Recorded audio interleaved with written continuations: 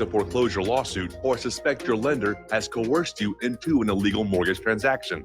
A huge number of mortgages made in the last 10 years have legal issues and are possibly defective. State laws and the U.S. Supreme Court have upheld that defective mortgage documents are grounds for foreclosure defense and for counterclaims in favor of the homeowner. If your mortgage has been sold or assigned since closing the loan, it may be defective and you may be paying the wrong party, and the lender may not have standing or the right to foreclose or collect payments under the law. If you would like to know if your mortgage is legal or not, or know if you are paying the right party, we can help. Our initial consultations are free of charge. We are not attorneys. We are legal researchers and work closely with experienced lawyers who know how to help you find the evidence to help you keep your home. Call toll free 1-855-2-KEEP-IT. That's 1-855-2-KEEP-IT.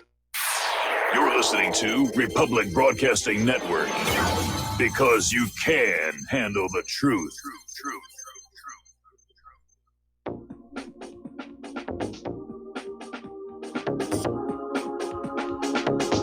What really happened with your host, Mike Rivero. The history the government hopes you never learn. Here is your host, Michael Rivero. And aloha, America. Welcome to our show today. It is Thursday, July 11th, 2019. Sure happy it's Thursday. Sure happy it's Thursday. Sure happy it's Thursday. We have got a lot to talk about today. And so the phone lines are open, 800-313-9443. Sam is in our control room, ready to answer the phone, put you on the air with your comments, questions, and observations. And obviously, I want to start off right now with a message to any of our listeners who are in the Gulf states right now. It is a mess there. They're expecting 2 feet of rain. They're expecting possible flooding, possible levee collapses. Tropical Storm Barry is strengthening. They're expecting it to become a hurricane over the weekend. Some parts of the Gulf states are already underneath a hurricane watch. Louisiana has declared a state of emergency, and there are many areas where there are now mandatory evacuations. And so if somebody knocks on the door and says, you got to get out of here, you'd better listen to them. This is going to be a bad one. And I was just over at the NOAA website looking at the predicted storm track. This is going to go right up that Mississippi Valley, and it's going to reach right across Tennessee, even into Indiana. And so it's a nasty one. So please keep an eye out. Keep your radio turned on. Listen to the news channels, and just make sure that you're all going to be safe. And because it is going to be a nasty one. It really will be. All right, so let's get in and talk a little bit about Jeff Epstein. This story is not going away. There's more and more stuff coming on out. Some of it's nonsense. They're trying to junk up the discussion with all kinds of nonsensical stuff. It's jamming. Just like in World War II, where they would jam legitimate radio broadcasts with bogus radio broadcasts, and today they do it on the computer here. So anyway, Jeff Epstein's lawyers have entered a proposal for a bail package, and that would allow Jeff Epstein to stay out of jail pending his trial.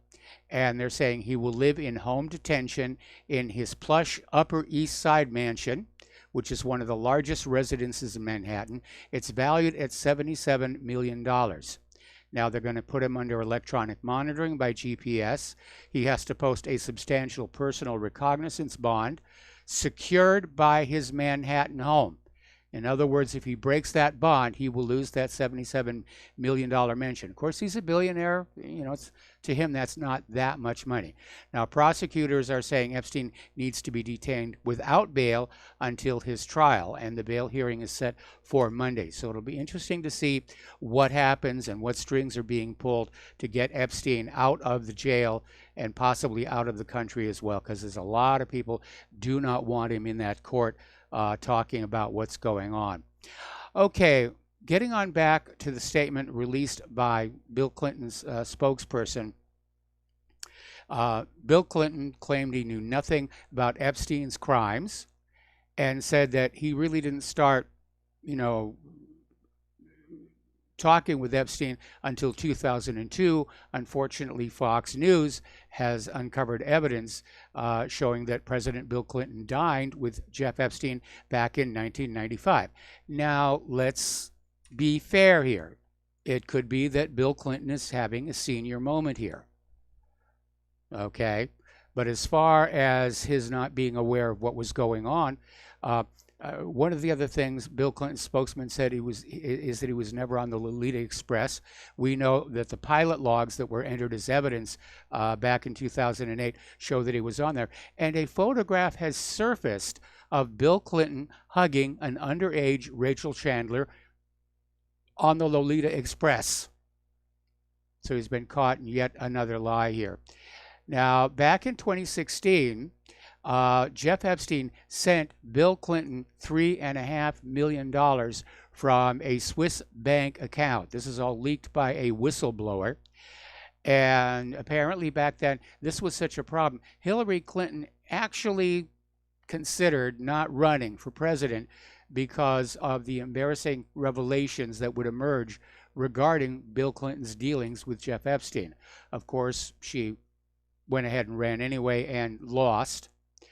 And then, of course, you have these sworn statements from Virginia Roberts, the woman who claimed she was a teen sex slave forced to have sex with Prince Andrew, and also included the allegation she saw Bill Clinton on Epstein's orgy island.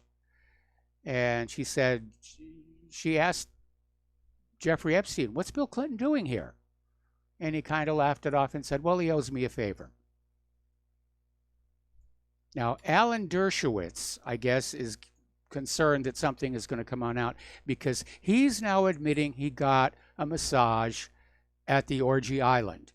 But he's insisting it was from this old Russian woman, and he kept his underwear on. And if you believe that one, I have some of Saddam's nuclear weapons to sell you. Because Epstein isn't the sort to keep old women of any kind around. In fact, there was one of the stories that came on out where one of his young lady friends, on her 19th birthday, he basically kicked her out because all of a sudden she was too old for him. So I'm not buying that. And the only reason Dershowitz came out with that right now is possibly to head off another revelation. We're going to do a shout out now to our on-air affiliates who are just now rejoining our network. Now, there's an interesting little article that came out of Natural News, and it's talking about how corporate media covered up for Jeff Epstein. And this goes back to Vicky Ward, who wrote an article on Jeff Epstein for Vanity Fair. And this was around the time Epstein was running the sex trafficking rings. And apparently Vanity Fair edited her piece and took out all mention of the island and the girls and to basically, you know, not damage Epstein. And Ward is saying that she uncovered concrete, irrefutable examples of strange business practices, and it became clear Epstein was most certainly not who and what he claimed to be. And apparently when she was interviewing him, that he seemed obsessed with the question about, you know, what do you have on the girls? What do you have on the girls? Didn't seem all that concerned about questions about his suspicious business activities, but he was definitely obsessing, what do you have about the girls? Anyway, after she filed the piece with Vanity Fair, she was told that Graydon Carter was cutting the testimony of Maria Farmer, her mother, and her sister from the piece, erasing all mention of these women who came forward with their stories of abuse. So even back then, the corporate media was covering up for the rich and powerful. Funny how they didn't do that in the case of Michael Jackson. Anyway, Epstein's little private island, St. James, is very close to another much larger island called St. Thomas, and apparently quite a few of the staff that takes care of Epstein's home are boated over from there. Now, they're all required to sign these very long non-disclosure agreements, but people whisper. And apparently it was an open secret on St. Thomas what was going on. Everybody there was calling it Pedophile Island. And they're a little bit ashamed about it. But so the stuff tends to get out. Now, of course, Alex Acosta is still trying to figure out some way that he can justify that sweetheart non-prosecution plea bargain back in 2008. And apparently, former Palm Beach County State's Attorney Barry Krischer says that Acosta's account of the 2008 plea arrangement his office cut with Epstein is completely wrong. He says Acosta is trying to rewrite history. Now, when Acosta had his press conference yesterday, I think it was, he vehemently defended the deal to serve just 13 months in county jail, saying that Krishner would have let Epstein walk otherwise. And Krishner has now come out and say, no, absolutely not. There was a 53-page indictment that deserved to be prosecuted. So Acosta is out there trying to put the blame on somebody else right now here. Apparently there was this letter from Acosta's assistant U.S. attorney to Epstein's attorney, basically indicating that Acosta's team literally bent over backwards for Epstein. And there was a letter that came back from Epstein's attorney thanking Acosta for not talking with any of the abuse victims, for not naming them publicly, for working to keep it out of the media here.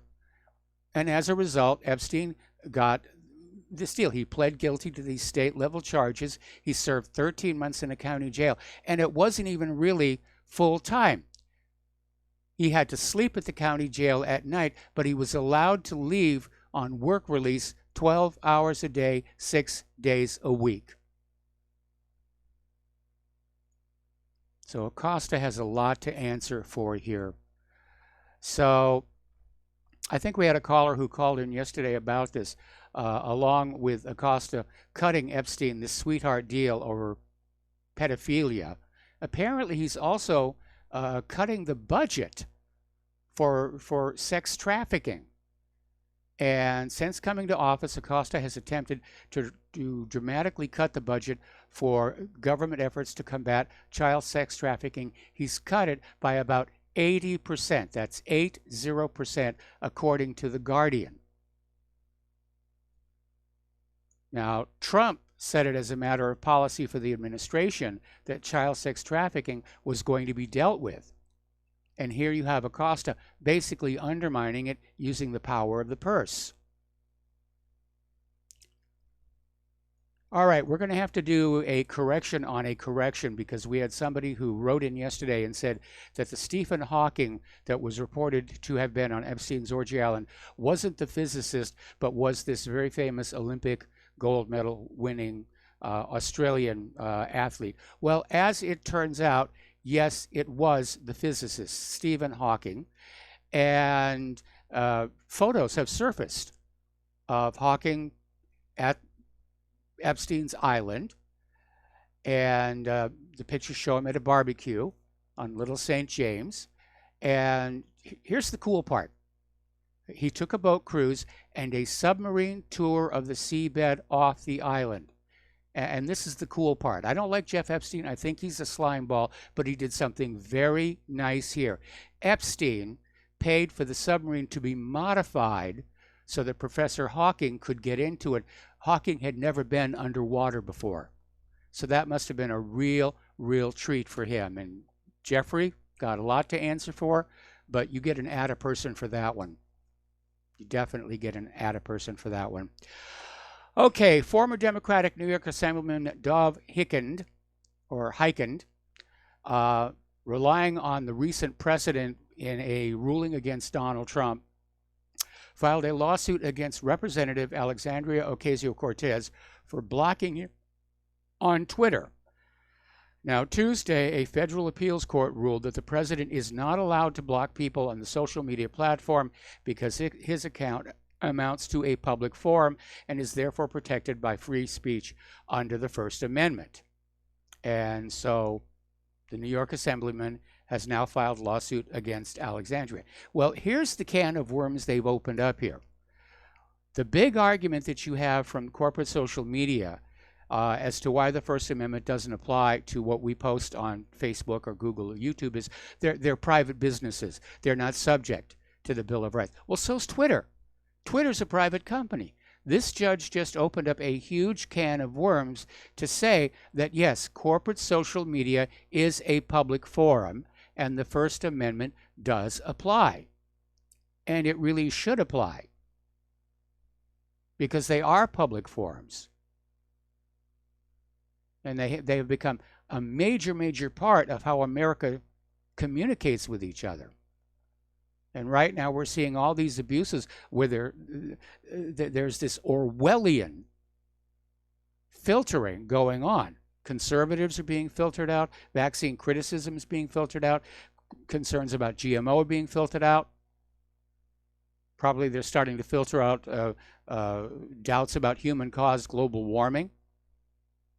It's all the official story, all the official story. Okay, we're going to do a phone call now from Joe in California. Aloha, Joe. Welcome to the show. What's on your mind? Aloha, Mike. Mike, I must say your listeners have a great understanding and knowledge of what's going on in Donald Trump's head and heart. Yesterday, I believe it was James in Tokyo, said that he spoke to Donald Trump's best friend. And he told James that Donald Trump was a good man and a tough guy. So, that's all I need to hear. I think we should name Trump president for life. I don't think so. I mean, it's becoming laughable. It really it's becoming is. A joke. People like, James is a good guy. I like his phone calls. He's always very insightful, but I think he's definitely rah-rahing for Donald Trump. It wasn't worthy of one of his phone calls. But Mike, just wanted to leave you with this. I think you're a much better person than I am, because I have no sympathy for Angela Merkel if she is sick, if she is ill. This may be, who knows, a campaign to gain sympathy from the many Germans who hate her guts, the many Europeans who hate her guts. But here's a woman who is all in on the Kalergi plan to transform the demographics of Europe's population. She brought in these hordes, millions, at least 1 million migrants into Germany, and sat back and did nothing while these same migrants, many of them committed horrible, horrible crimes against the German people.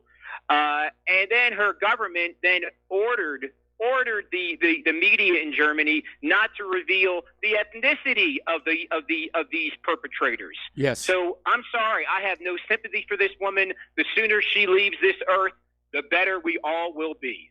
Well, I'm very nervous about saying anybody leaving the earth here. And like I said, that's a function of my age here and the fact that I went to far too many funerals this last year. I don't agree with what Merkel is doing. I disagree with her politically.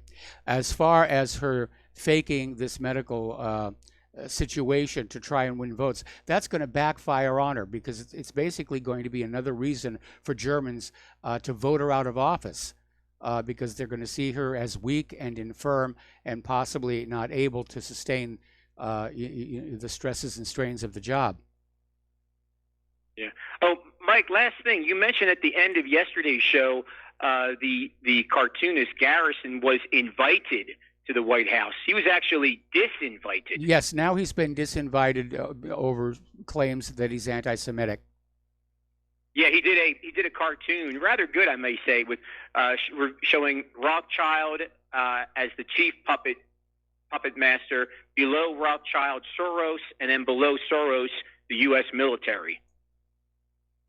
Yeah, and it was a good cartoon, but of course it was denounced as it's anti-Semitic, and Trump caved in on that and disinvited him, which I think is a horrible insult and an injustice. Yeah, I'd like to hear Joe from Tennessee, Trump's chief backer, what he thinks about that. These are the people that supported Trump in 2016, but I guess he'll Oh yeah, Ben Garrison was right out there at the forefront.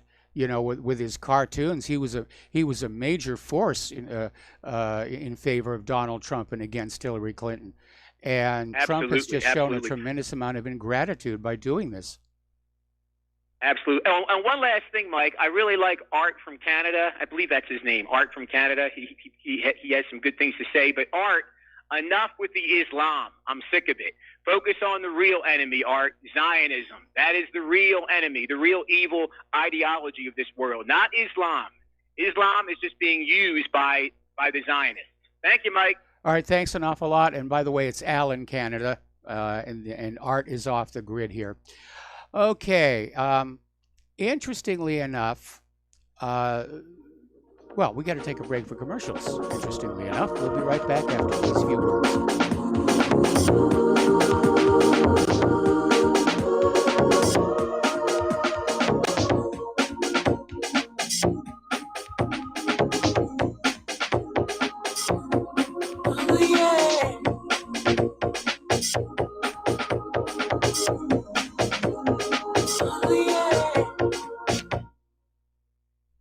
It's happening, ladies and gentlemen. We here at RBN are working with Front Sight Firearms Training Institute to bring our audience the best in combat, tactical, and defensive firearms training. Whether you're a private citizen who is new to firearms or you have a concealed weapon permit and want a level of training that surpasses what you've received from your local gun range, Front Sight provides priceless education and skills taught by seasoned law enforcement, military, and private citizen instructors to levels that far exceed law enforcement and military standard. With nearly 1 million responsible citizens trained from every town, city, and state from across the United States, Front Sight has bolstered the Patriot movement to a whole new level. Contact Dan Sutterfield by phone at 573-762-2356 or 573-465-2356 or shoot him an email at domedan, DOMEDAN, @hotmail.com. This is a limited time opportunity. Don't miss it.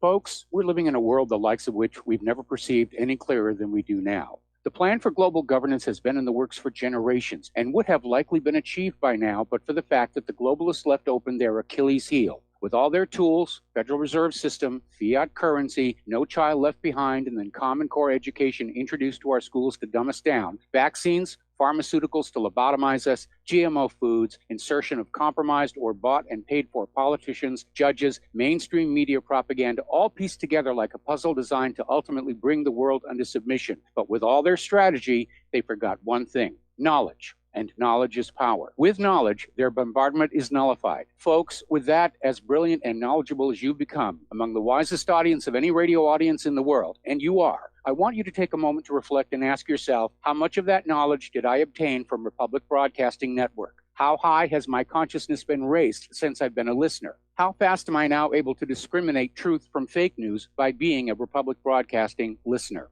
How clear am I now able to see the world since I've been listening to RBN? Ask yourselves those questions, folks. Then ask yourself, what is that knowledge worth to me? Like my morning coffee, how would I survive without it? A voice of truth in a sea of lies. Do we not all need to make sure it survives? Like public broadcasting, we are now finding we can only survive with listener support. Censorship, advertisers being attacked, truth itself being attacked. It's the only way through this. We at Republic Broadcasting humbly ask you to become a supporter. Look at your budget and make a determination of what Republic Broadcasting is worth to you and what you can afford on a monthly basis.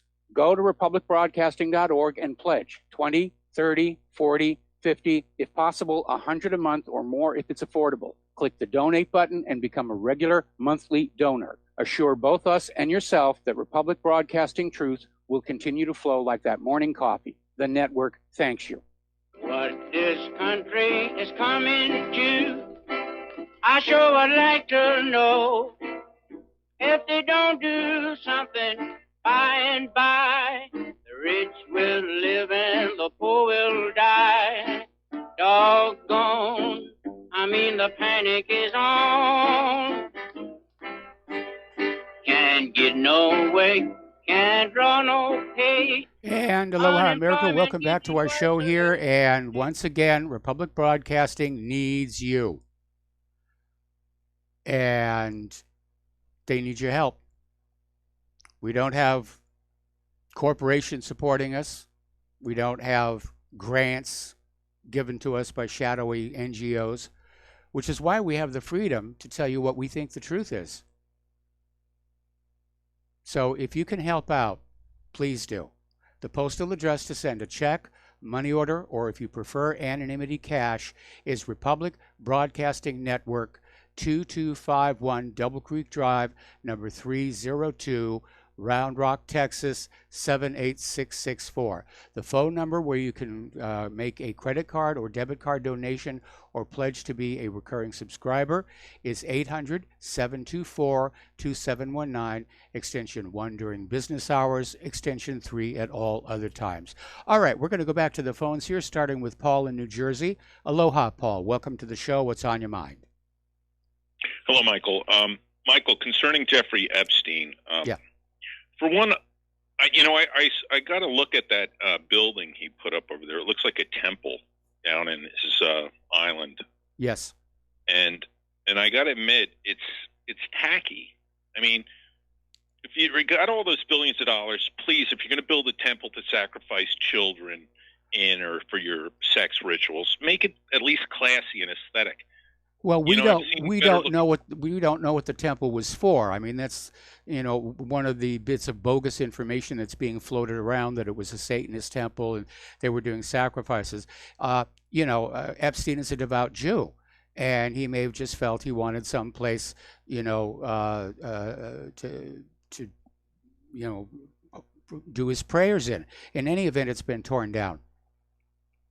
Well, obviously he's aesthetically challenged, because that is just the tackiest looking building. I've seen better looking Dairy Queens than that thing. It's really a hideous building. I don't recall ever seeing a Dairy Queen with a golden dome on top. I've got to be very honest with you about that. But golden domes really are they're kind of out. They ask the Romans how to do a dome. They'll do it right for you. Yes. All right, please. It's just, if you're going to do it. Now, listen, part of this, when I analyze this, I got to be honest, there's a bit of a white supremacy element here, in the sense that these men are all conspiring and whatever they're up to when they're flying to a remote island.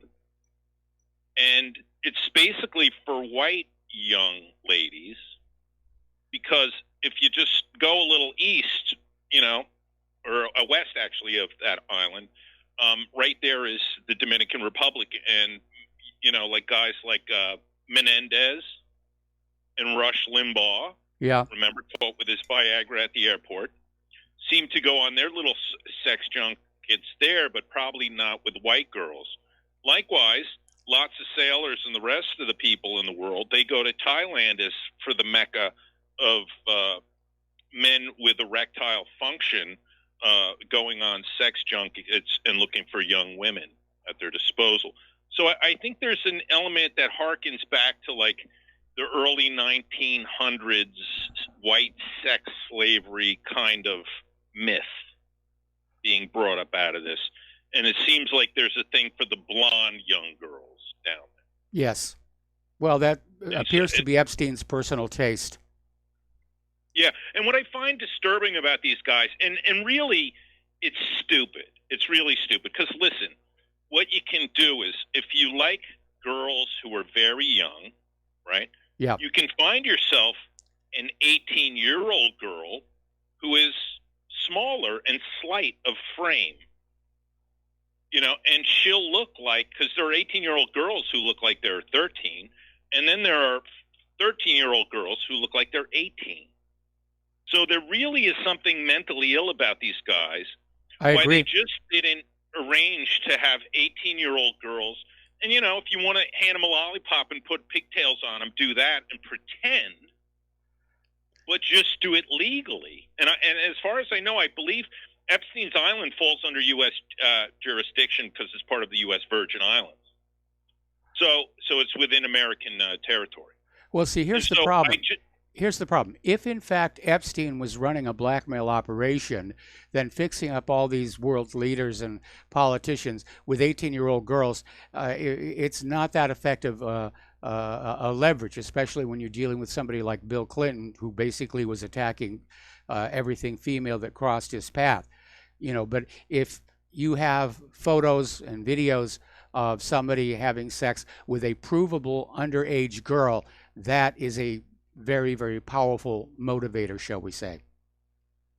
That's true, but you would think these guys, especially the Dershowitzes and the Clintons, who went to law school, one of the first things you would do and know about law is who you can date and where you can date and where it's legal to have intercourse with ladies and which age group. You know, and that's what's despicable about these guys never letting their guard down. And this goes. Well, I think they were all morons for showing up in the first place here. Anyway, let's, Paul, we got to let you go. Got to take another break for commercials, and we'll be right back.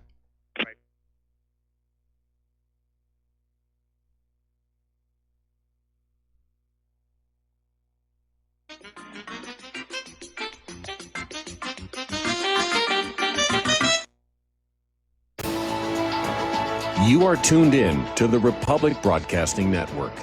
Visit our website by going to republicbroadcasting.org.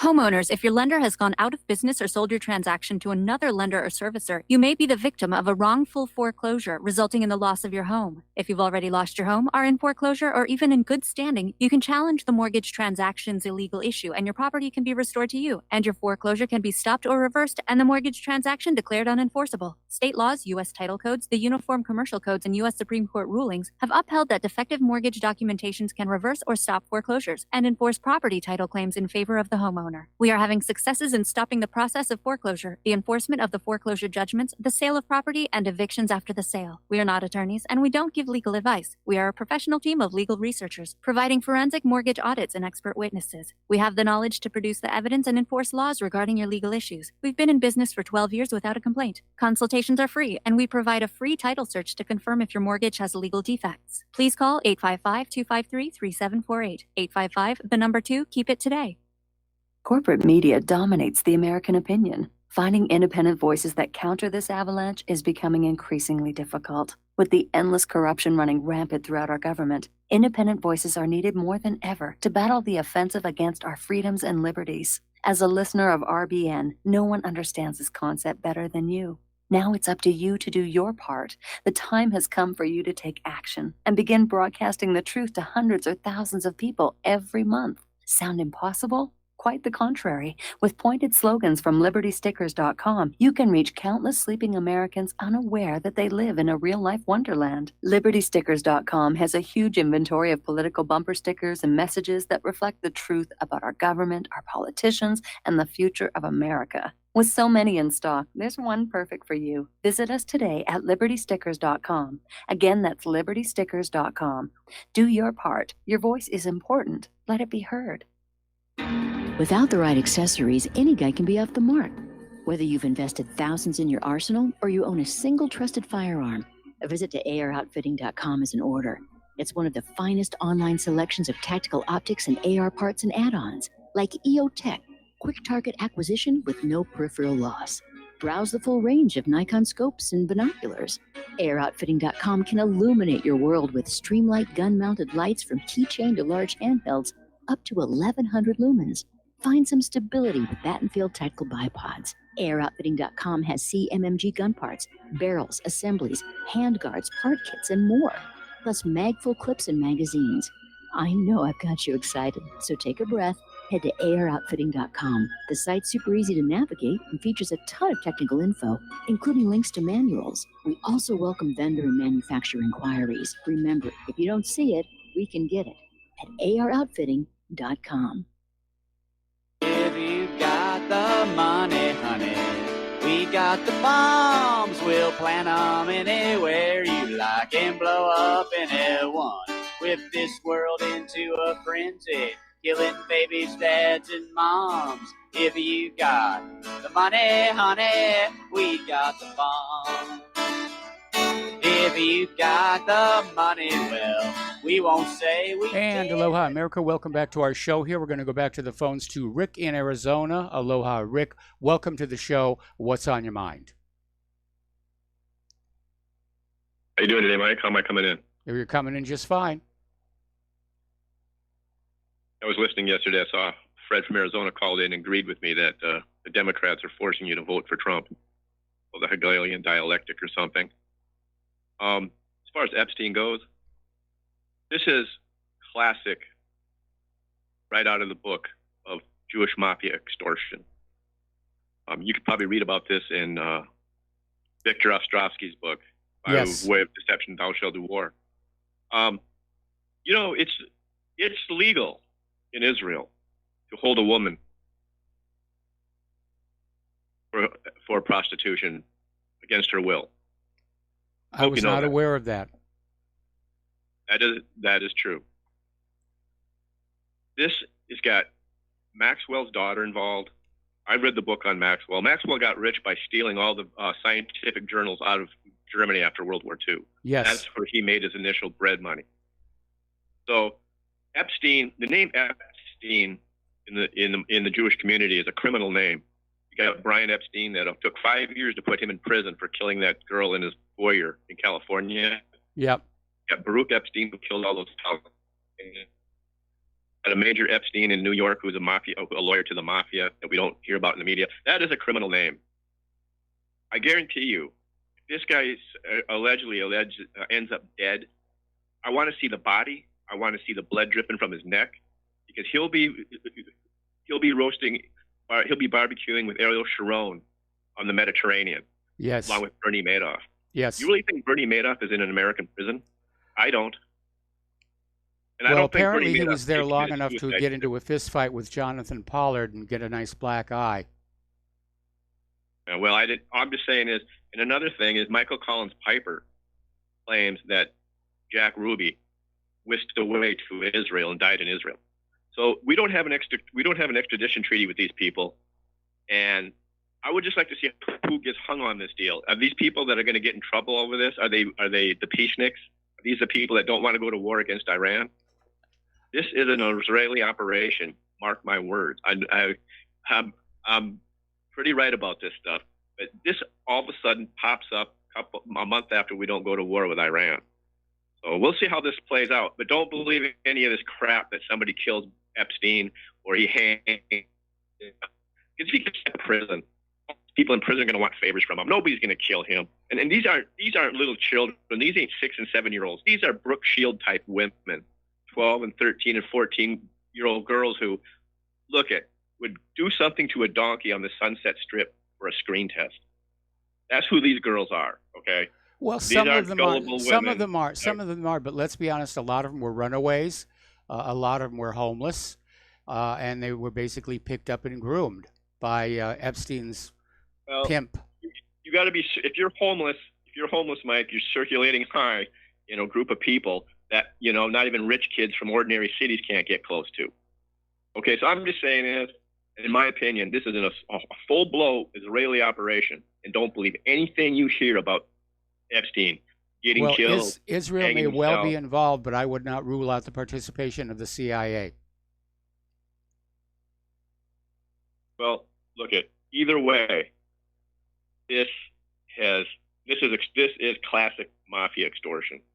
Thanks for taking my call. All right, you got it. We're going to switch over to Tony in Puerto Rico. Aloha, Tony. Welcome to the show. What's on your mind? Yeah, hello, Mike. The previous caller spoke about the Jewish mafia. It kind of reminded me of the Purple Gang.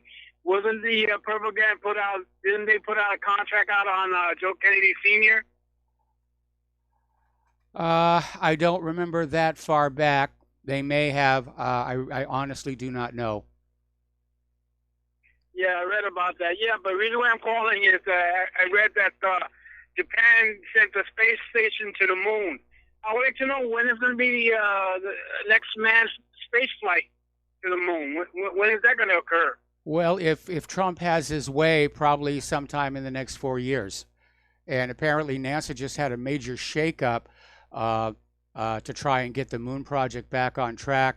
The former head of the moon program has been demoted, and they're just shuffling people around here. I'm still waiting for a phone call offering me the top job at NASA.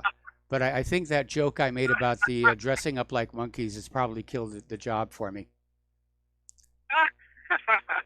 Okay, thank you, Mike. Take care. All right, thanks an awful lot. The phone lines are now open here.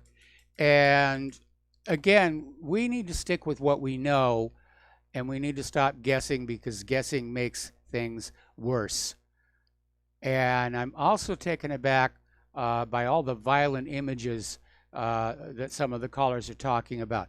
I understand that if Epstein is reported to be dead, that we would like to see some hard proof of that. There was some doubt whether Timothy McVeigh was actually executed. Ken Lay, of course, by this time he may have died of natural causes. But yeah, the people who want Epstein silenced are desperate. And he probably has got dead man switches all over the place, so they can't just off him. So the warning has simply gone on out. You find a way to get me out of this, or I'm going to start ratting people out. Okay, so getting on over to the Mueller investigation, if you can call it that. Mueller, of course, has been pushing this Russiagate claim of sweeping and systematic Russian meddling in the 2016 elections. And it just got shot down again. A federal judge ruled that his indictment of a troll farm is not actual proof of it. Now, Mueller had accused Concord Management and Consulting, the Russian company accused of running a troll farm and sowing discord on U.S. social media in 2016, but could not establish a link between that private company and the Russian government, according to U.S. District Judge Dabney L. Friedrich. They probably were working for a private contractor here.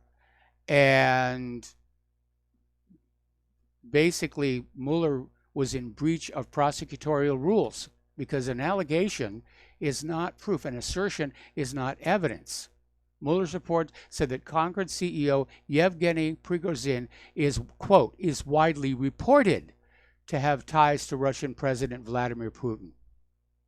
Well, that's hearsay evidence right there, and it's not admissible. So the federal judge has issued a significant rebuke of this core Mueller claim. And apparently there's been an attorney over at the Department of Justice who's come on out and said that no, it didn't happen. The Russian troll farms had absolutely nothing connected with the Russian government. Now here's what's really interesting. Judge Friedrich's ruling was issued on May 28th. Was only unsealed on the 1st of this month, and of course the corporate media paid no attention to it whatsoever. All right, so let's turn to the international news. There's a lot going on over there, and once again we're seeing the spin doctors at work, okay, because the United States came on out with this claim that 5 armed Iran's Islamic Revolutionary Guard Corps boats in the Persian Gulf unsuccessfully tried to seize a British oil tanker. Now, of course, Iran has denied that. And apparently there was a close encounter between the boats where a British warship basically headed them all off. But after screaming about how, oh, Iran tried to take the tanker, Britain came out with their own report saying merely that the boats impeded the tanker, that they got in the way. Now, Britain is calling on its tankers in the Strait of Hormuz to boost their security because of the possibility that something bad might happen.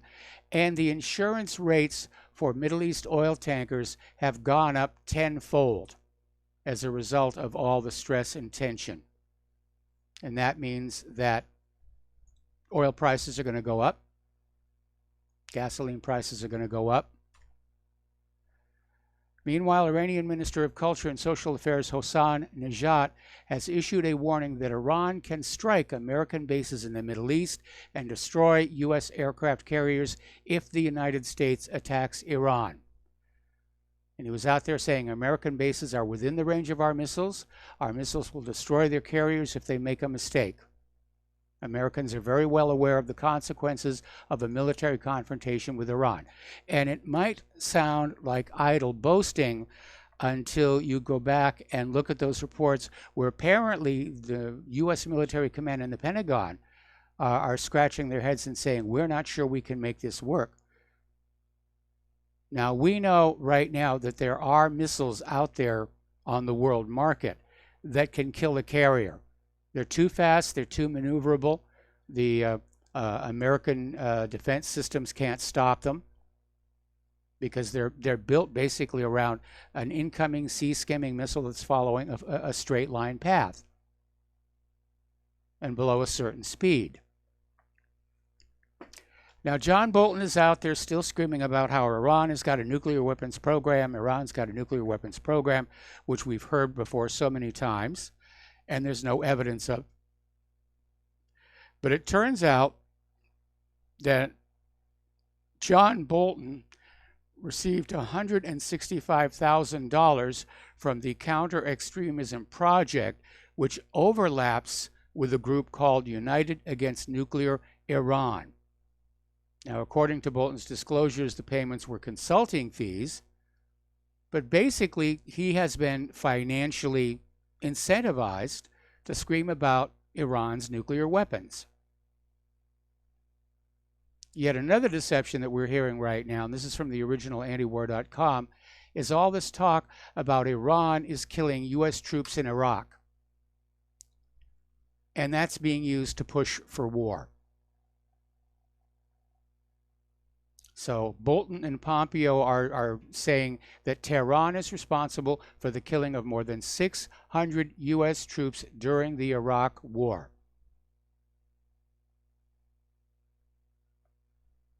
And you got to go back and remember how they lied to us about Iraq's weapons of mass destruction. This is just more lies.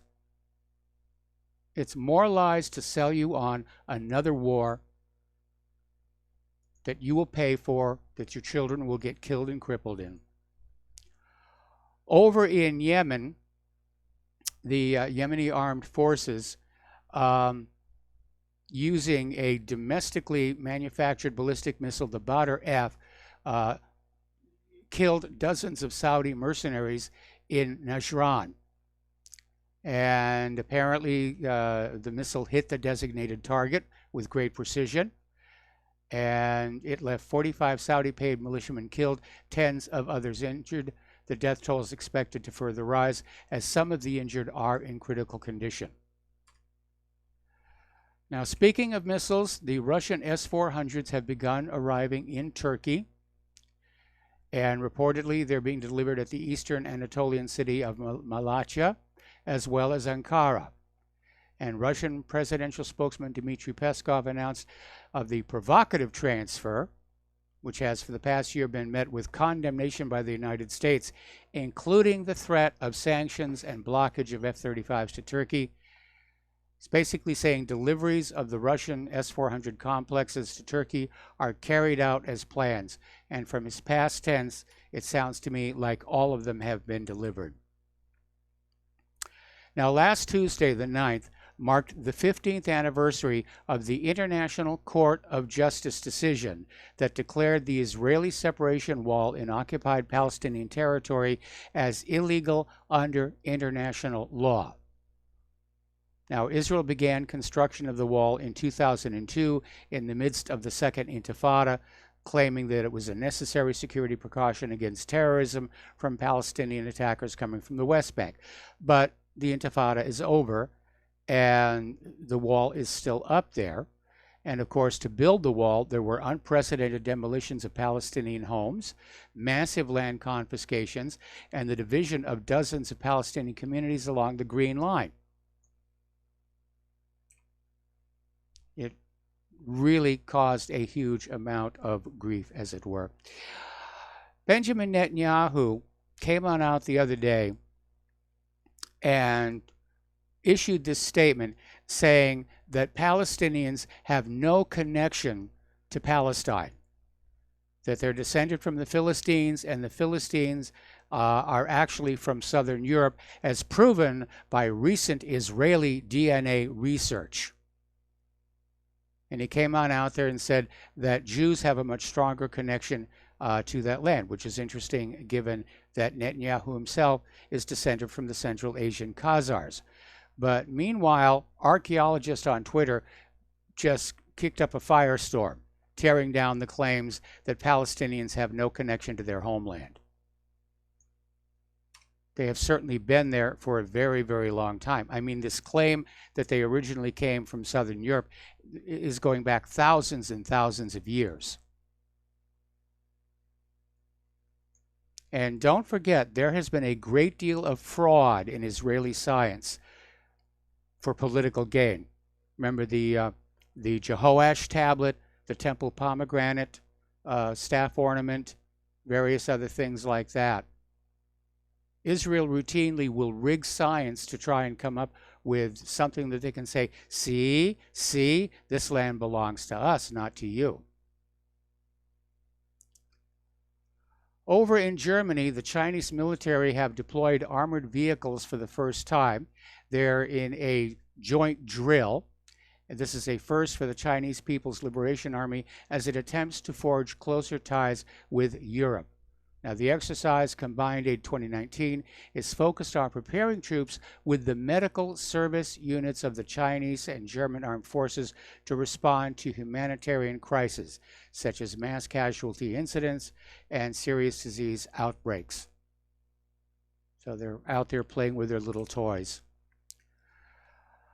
North Korea has slammed South Korea over its ongoing deployment of high-tech U.S. fighter jets, meaning the F-35, warning Thursday that it will respond by developing and testing unspecified special weapons of its own to destroy the aircraft. Heck, they don't have to do that. Just wait. They'll fall out of the sky.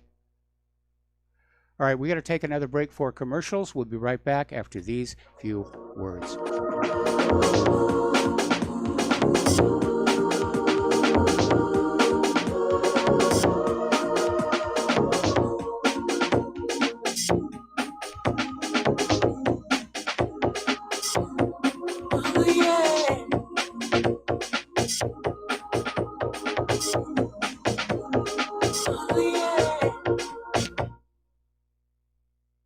Homeowners, are you in foreclosure, expecting to be served with a foreclosure lawsuit, or suspect your lender has coerced you into an illegal mortgage transaction?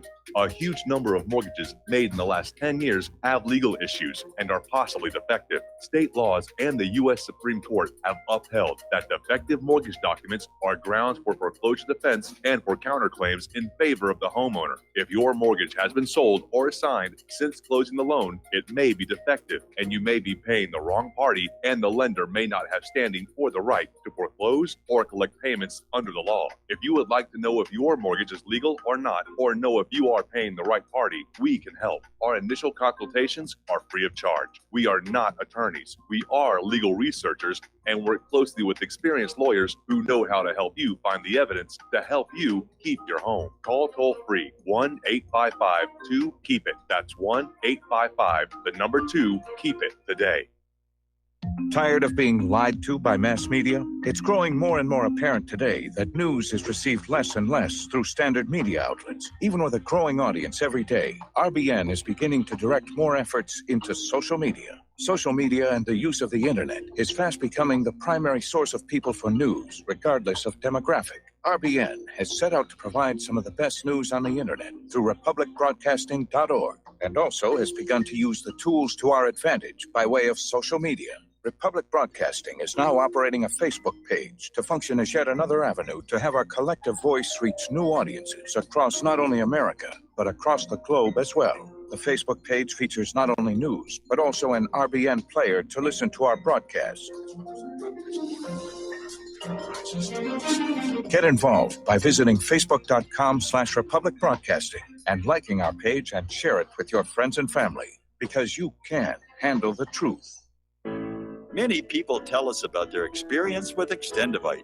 Just listen to what Glenn has to say. Prior to taking it, I had diabetic neuropathy. The Extendivite reduced that significantly. Acid reflux was reduced. I had athlete's foot, very severe. Trimmed that down to about 75%. Dandruff, almost completely gone. I had occipital neuralgia at the base of my skull. I was having migraines, reduced by about 90%. Heart palpitations, my heart would kind of stall out. I would skip a beat. Very uncomfortable. And when walking from downstairs going to sleep, by the time I got to the bedroom, which is just one flight of stairs, my heart was pounding coming out of my chest. My vision was blurry. this completely solved that problem. Great product. Thanks. Tell us your story. Get Extendivite today. Call 1-877-928-8822 or visit heartdrop.com. Extend your life with Extendivite.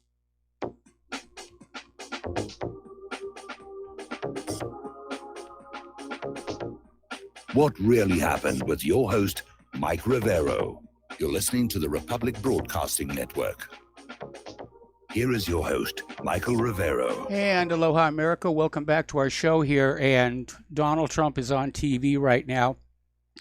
It had been announced he was going to talk about some executive action regarding the citizenship question on next year's census, but instead he's launched into a speech about the soaring stock market, and apparently the Dow hit 27,000 today.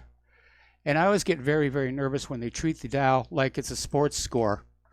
You know, higher, higher, higher, block the kick, block the kick.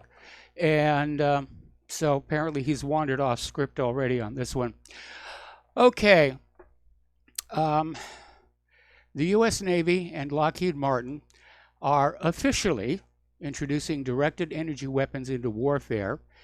And apparently these are short-range defensive weapons to arm Navy ships to deal with the newer, faster missiles, maneuverable missiles. And it sounds all well and good. The problem, of course, is that both Russia and China have also deployed directed energy weapons. So it's getting to be like Star Wars out there here. Alrighty, this one affects us right here in Hawaii because this is about that giant floating radar platform. And it had been gone for a very, very long time, like a year. And all of a sudden, about 2 weeks ago, it shows up again in Pearl Harbor. And there's all kinds of scaffolding all over it. And it turns out that it's getting an upgrade. This is a $2 billion floating radar platform used to track ballistic missiles. It's returned to Hawaii for upgrades.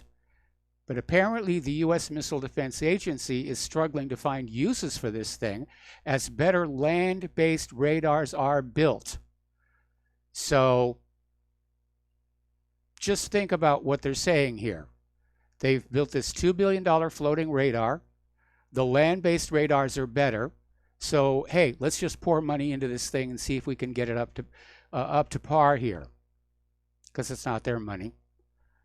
So here in Hawaii, it's known as the golf ball ship, thanks to its spherical radome.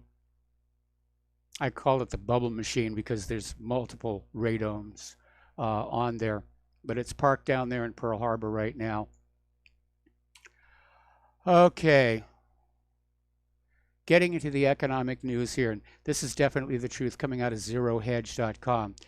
2 years later, Trump has failed to reverse America's decline. And Trump was partly voted into office by Americans who felt that the self-proclaimed greatest power on earth was actually in decline. And of course, we are, and we have been for decades. And Trump is capable of tweeting whatever he wants to tweet, but none of those tweets will stop the process of decline, nor will a trade war with a rising China or fierce oil sanctions on Iran. And basically, what's going on, the rest of the world is starting to look at America differently. They don't see us as a positive influence on the world. All right, we got to take a break here for station identification. Join us on the air, 800-313-9443. We'll be right back.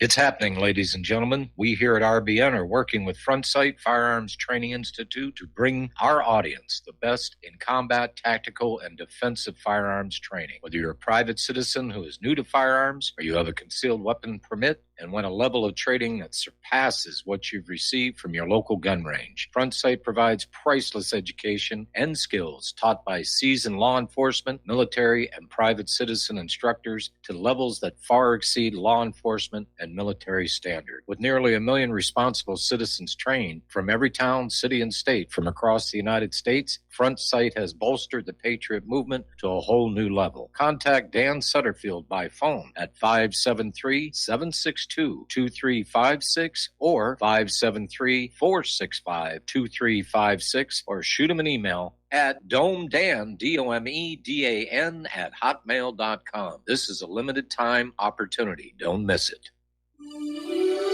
This is RBN, the Republic Broadcasting Network.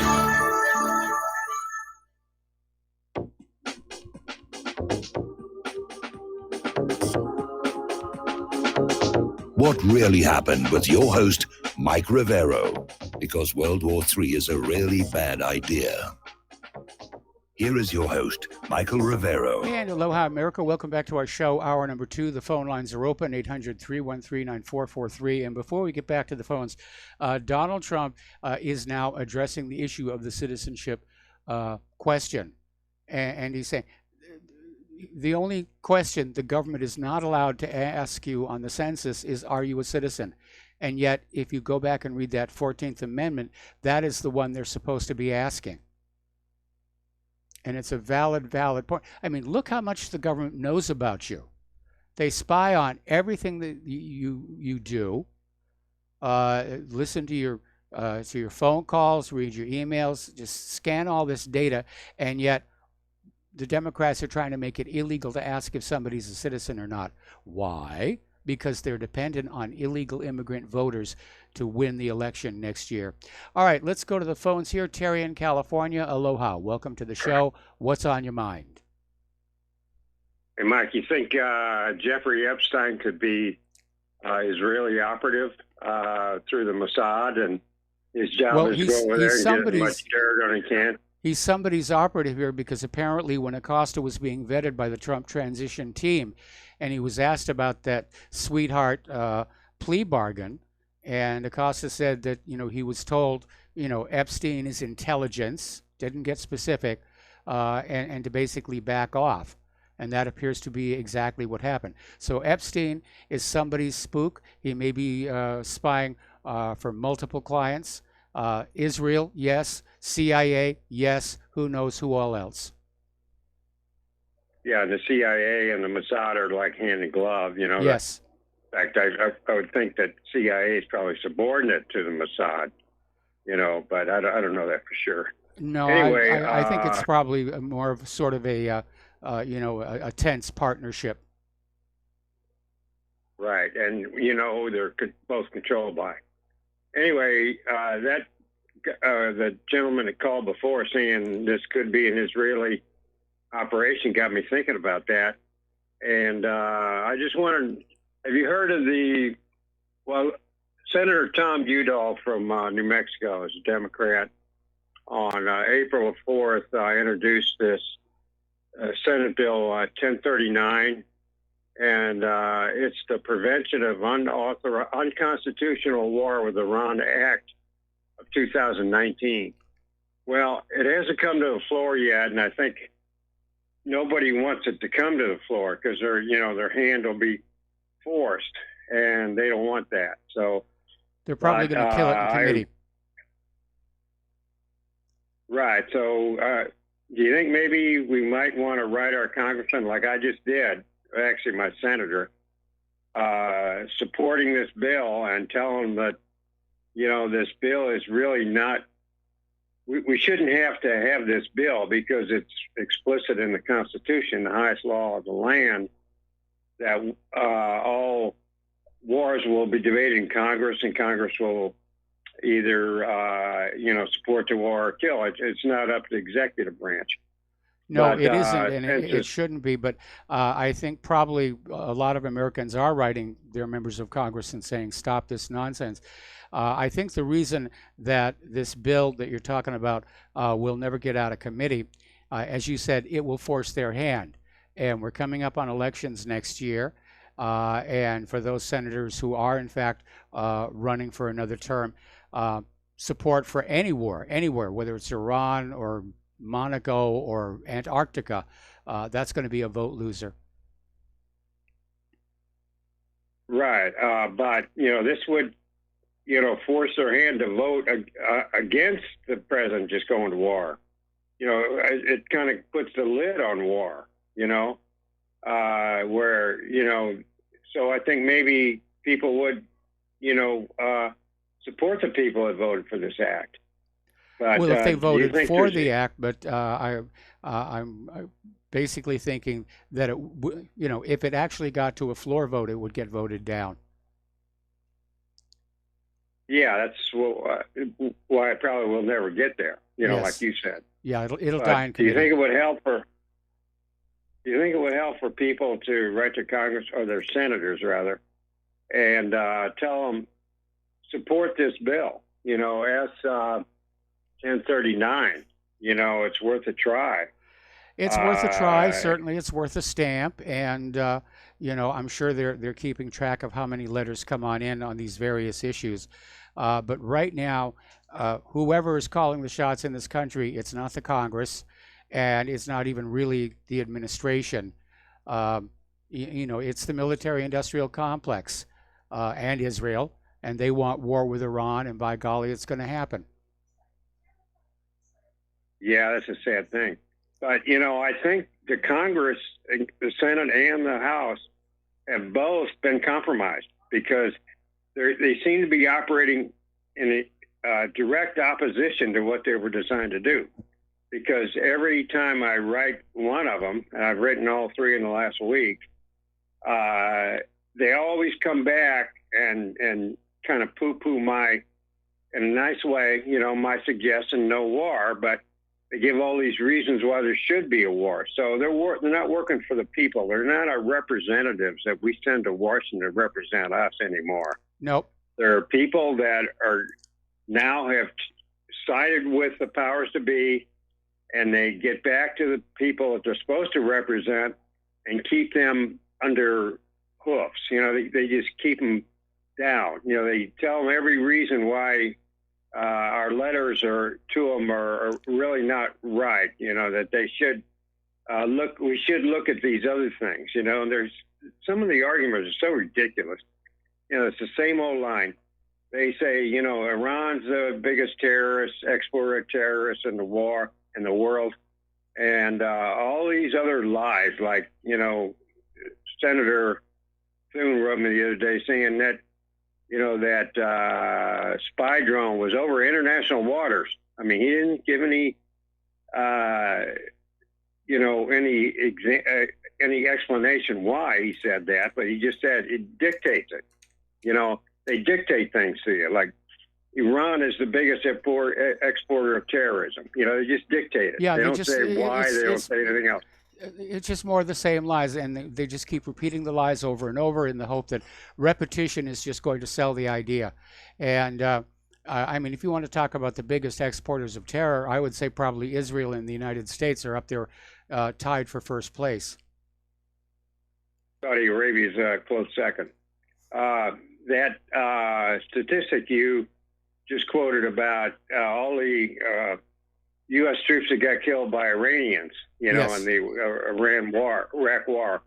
I think they might be counting every Shia group in Iraq, like the Mahdi Army and all them, and just say that's Iran doing it when it's really not. It's friends of Iran, and they're doing it on their own, or they might have gotten help from Iran, but they might be, Or they're just making this counting stuff up those out of people. thin air.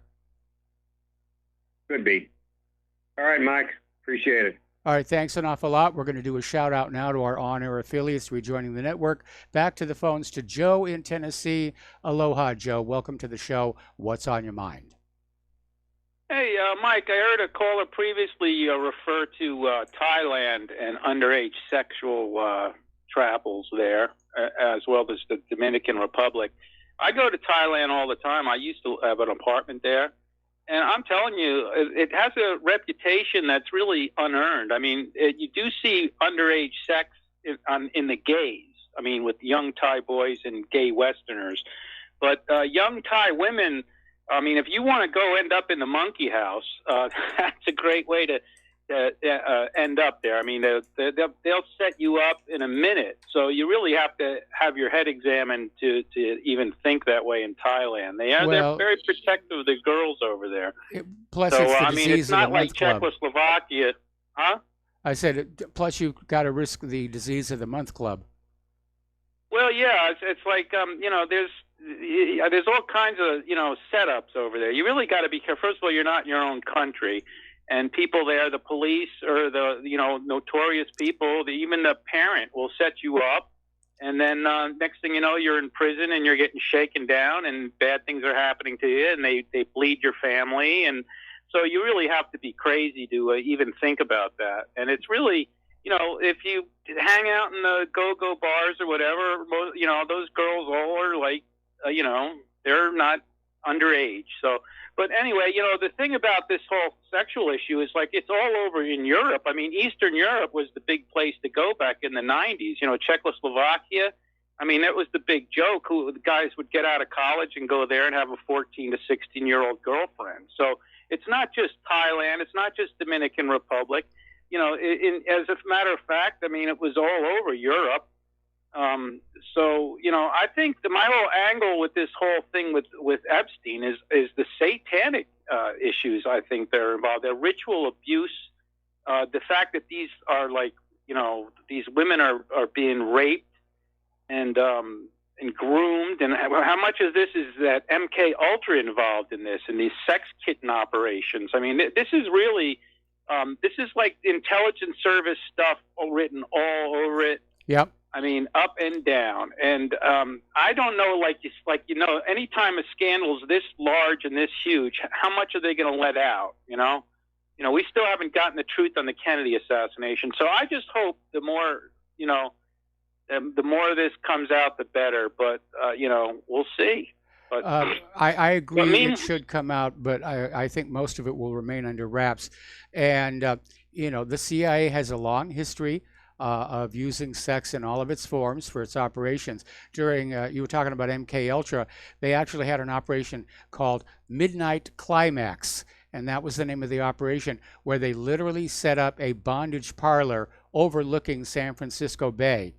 And they hired a bunch of prostitutes, put them on staff, and they lured unsuspecting civilians back to this bondage parlor, trying to find just the right combination of kinky sex and drugs that would cause the customers to just spill the beans about their everything. It turned out not to work. It ran on for 9 years until finally the plug got pulled. And just in ending here, one time I had to catch a ship. I had to fly into Hollywood, Florida for an overnight before I went to Trinidad the next morning. And I was staying in this motel, and the next morning when I was checking out, I would just watch all these young girls, one after another, coming out of those hotel rooms and getting into taxis and stuff. And I'm thinking, my God, I want to talk about underage prostitution in this country. People like to slander Thailand and the Philippines and these Southeast Asian countries, when they've never ever been there. They don't know. I've been there. I have a house in the Philippines. I know. It's there. You want to talk about getting in trouble. I think you're more likely to get in a lot of trouble over there if you're into that than you are in this country. I mean, how many people really end up getting in any trouble here? It seems like it's just a slap on the wrist. Yes. And they let them go. Over there, you're gonna do some serious time. It's gonna destroy your life. So this idea, yes, it is a bit wide open as far as bars can be. Some bars are open all night long, but technically prostitution is not legal in Thailand, and it's not legal in the Philippines neither. It is legal in the Dominican Republic, and I think it's illegal in Czechoslovakia and some of those Eastern European countries. So I think some of these people have they don't really know what they're talking about. And it's part of the, they try to demonize these countries because they don't fit in with our Western ideals.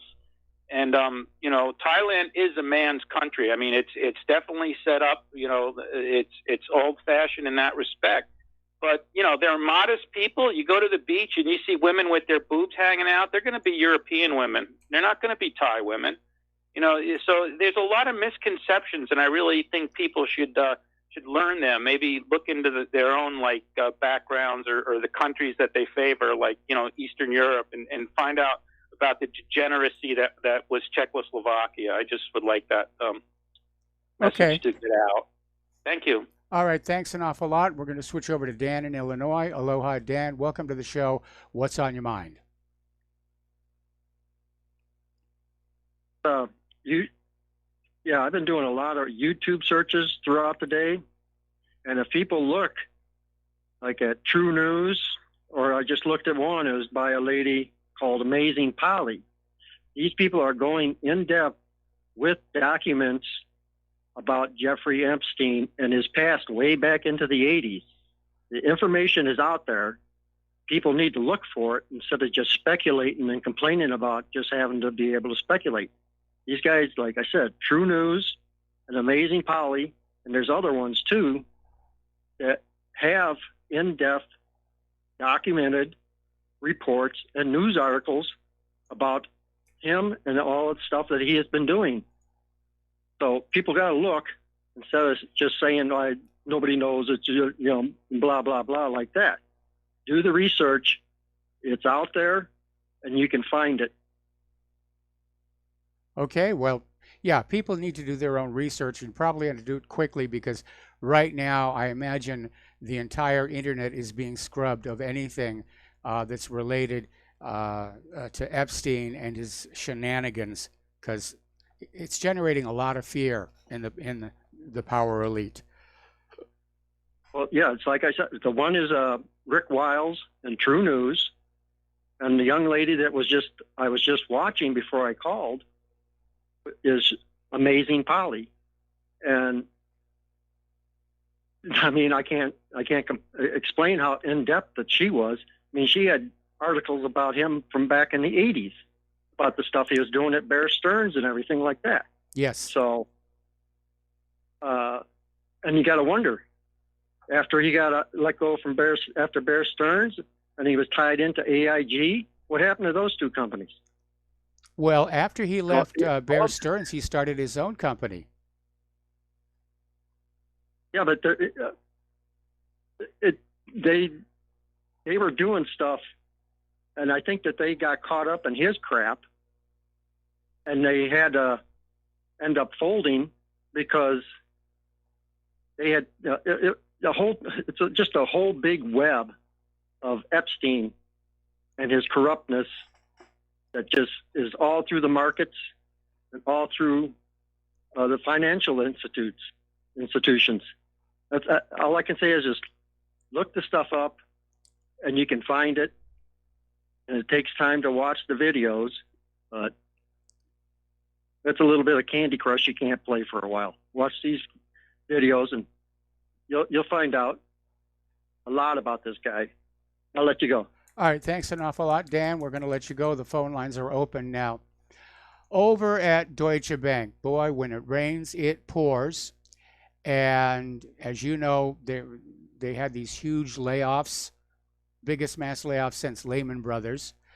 And now the U.S. government is coming along with another potential criminal investigation, this time over Deutsche Bank's involvement with the Malaysian development fraud scandal that brought down a prime minister, crippled Goldman Sachs and stock, and stretched from Hollywood to Wall Street. And so according to the Wall Street Journal, the Department of Justice is investigating whether the German bank violated foreign corruption or anti-money laundering laws in its work for the 1MDB fund, which included helping the fund raise $1.2 billion in 2014, as concerns about the fund's management and financials had begun to circulate. So, a lot of crookedness over there among the money people here. Over in New York City, pre-foreclosures are spiking, according to a new Property Shark analysis. And on a quarter-over-quarter basis, they're up an astounding 31%.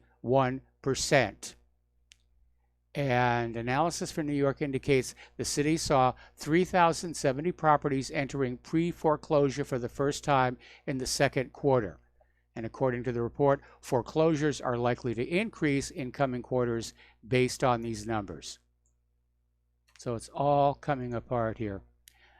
Alrighty, over in China, the largest supplier of consumer goods in the world, China's Li and Feng, has said Chinese factories are becoming urgent and desperate as U.S. retailers move out of the country amid the ongoing trade war. We have to take another break for commercials. We will be right back.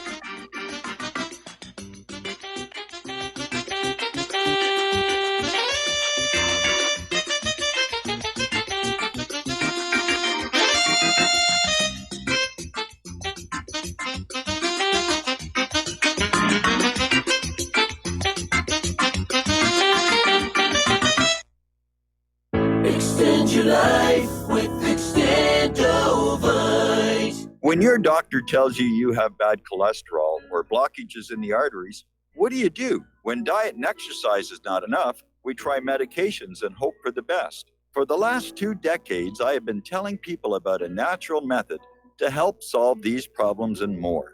Extendovite can help maintain cardiovascular health and lower blood lipid levels in adults.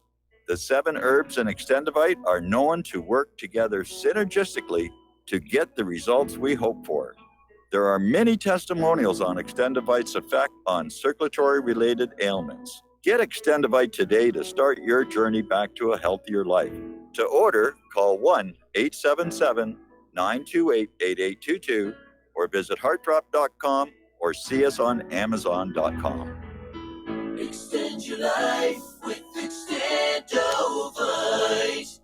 Folks, we're living in a world the likes of which we've never perceived any clearer than we do now. The plan for global governance has been in the works for generations and would have likely been achieved by now, but for the fact that the globalists left open their Achilles heel. With all their tools, Federal Reserve System, fiat currency, no child left behind, and then Common Core education introduced to our schools to dumb us down, vaccines, pharmaceuticals to lobotomize us, GMO foods, insertion of compromised or bought and paid for politicians, judges, mainstream media propaganda, all pieced together like a puzzle designed to ultimately bring the world under submission. But with all their strategy, they forgot one thing: knowledge. And knowledge is power. With knowledge, their bombardment is nullified. Folks, with that, as brilliant and knowledgeable as you've become, among the wisest audience of any radio audience in the world, and you are, I want you to take a moment to reflect and ask yourself, how much of that knowledge did I obtain from Republic Broadcasting Network? How high has my consciousness been raised since I've been a listener? How fast am I now able to discriminate truth from fake news by being a Republic Broadcasting listener? How clear am I now able to see the world since I've been listening to RBN? Ask yourselves those questions, folks. Then ask yourself, what is that knowledge worth to me? Like my morning coffee, how would I survive without it? A voice of truth in a sea of lies. Do we not all need to make sure it survives? Like public broadcasting, we are now finding we can only survive with listener support. Censorship, advertisers being attacked, truth itself being attacked. It's the only way through this. We at Republic Broadcasting humbly ask you to become a supporter. Look at your budget and make a determination of what Republic Broadcasting is worth to you and what you can afford on a monthly basis. Go to republicbroadcasting.org and pledge $20, $30, $40, $50, if possible, $100 a month or more if it's affordable. Click the donate button and become a regular monthly donor. Assure both us and yourself that Republic Broadcasting truth will continue to flow like that morning coffee. The network thanks you.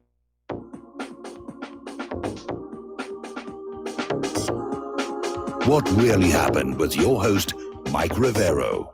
Join Mike on the air. Call toll-free 800-313-9443. 800-313-9443.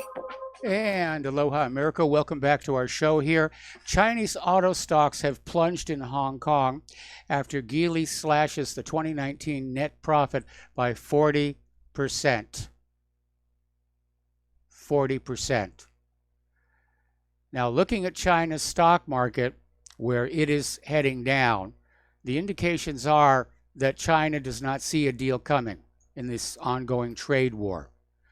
And a lot of people were saying, you know, they wanted to wait and say what Fed Chair Jerome Powell was going to say to Congress.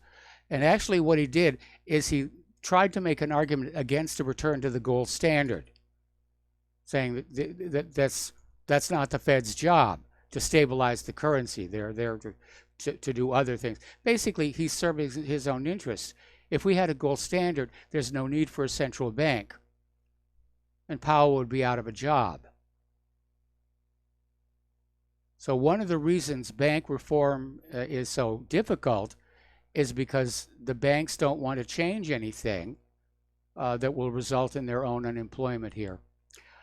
Okay, over in Seattle, there is a chain of restaurants called Restaurants Unlimited. They have locations in 47 U.S. cities, and they are going into bankruptcy, claiming that minimum wage hikes basically drove it over the edge. All right. Standard & Poor's 500's second quarter earnings expectations continue to slide.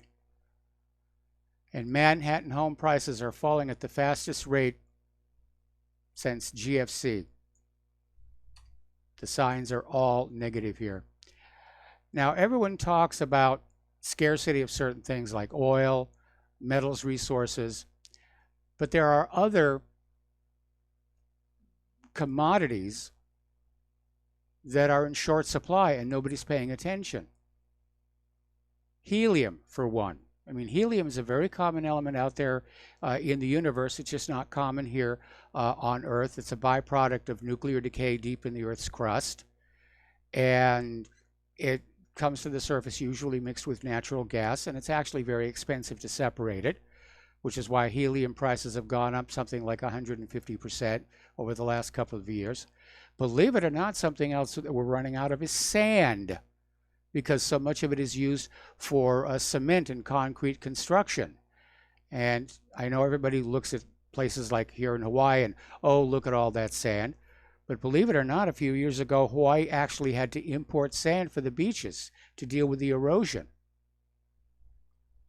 And natural occurring beach sand is actually the remains of coral that is being eaten by the reef fish. And they'll bite off a chunk of coral, they'll suck out the pulp, and what's left over becomes the sand. But if you've got a lot of tourism activity, you've got a lot of erosion, it will wash away. And finally, the other element that is now in short supply is phosphorus, which is used in things like matches, not to mention weapons of war. So the indications are definitely not good, and looking at this article coming out of Investment Watch blog, nearly a quarter of Americans don't plan to retire. 25%. That used to be part of the American dream. You know, you'd go to school, you'd get a job, you'd buy a house, the house would build equity. When you reached retirement age, that equity became your retirement nest egg. Not happening anymore. Most houses with mortgages right now are underwater.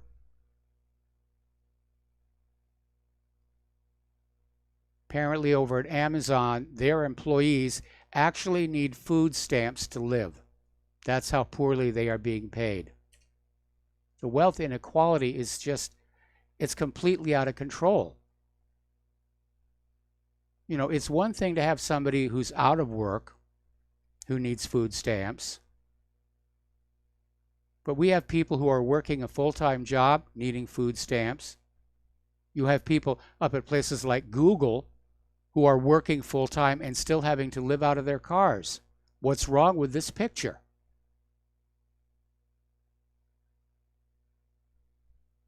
Now, up in San Francisco, the homeless count goes from bad to worse, jumping 30% since 2017.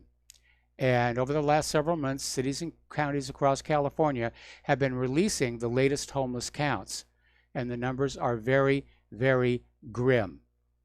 And the count revealed that homelessness in San Francisco, which is sort of a caricature of wealth inequality in the U.S., had actually increased 30% over the time the last count had been taken. Down in Los Angeles, residents and business owners are now starting to take drastic steps to try and keep the homeless people away from their properties. They're putting out planters with prickly plants, cactuses, so that the homeless can't lie down there and sleep. And I understand their concern with the homeless people being a detriment to business. But again, where are these people going to go? Where are they going to live? And how can we have so much homelessness in what is supposed to be one of the richest countries on earth? Okay, we're going to take another break for commercials, and we'll be right back.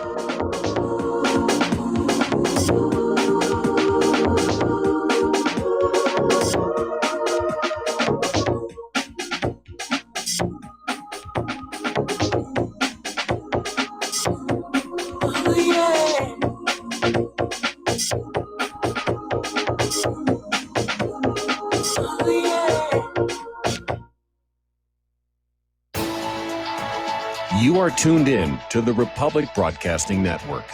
Visit our website by going to republicbroadcasting.org.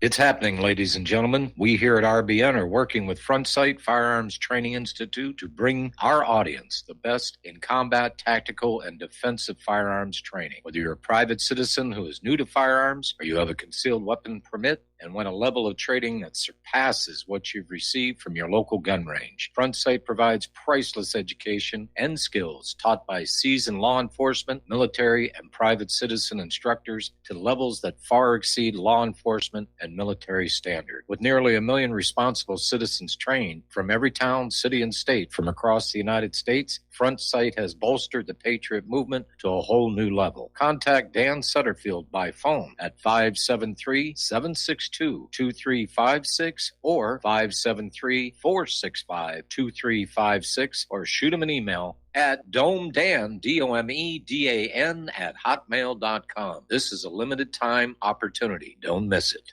Corporate media dominates the American opinion. Finding independent voices that counter this avalanche is becoming increasingly difficult. With the endless corruption running rampant throughout our government, independent voices are needed more than ever to battle the offensive against our freedoms and liberties. As a listener of RBN, no one understands this concept better than you. Now it's up to you to do your part. The time has come for you to take action and begin broadcasting the truth to hundreds or thousands of people every month. Sound impossible? Quite the contrary. With pointed slogans from LibertyStickers.com, you can reach countless sleeping Americans unaware that they live in a real-life wonderland. LibertyStickers.com has a huge inventory of political bumper stickers and messages that reflect the truth about our government, our politicians, and the future of America. With so many in stock, there's one perfect for you. Visit us today at LibertyStickers.com. Again, that's LibertyStickers.com. Do your part. Your voice is important. Let it be heard. Without the right accessories, any guy can be off the mark. Whether you've invested thousands in your arsenal or you own a single trusted firearm, a visit to AROutfitting.com is in order.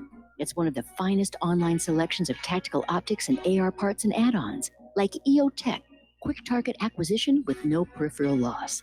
Browse the full range of Nikon scopes and binoculars. AROutfitting.com can illuminate your world with Streamlight gun-mounted lights from keychain to large handhelds up to 1,100 lumens.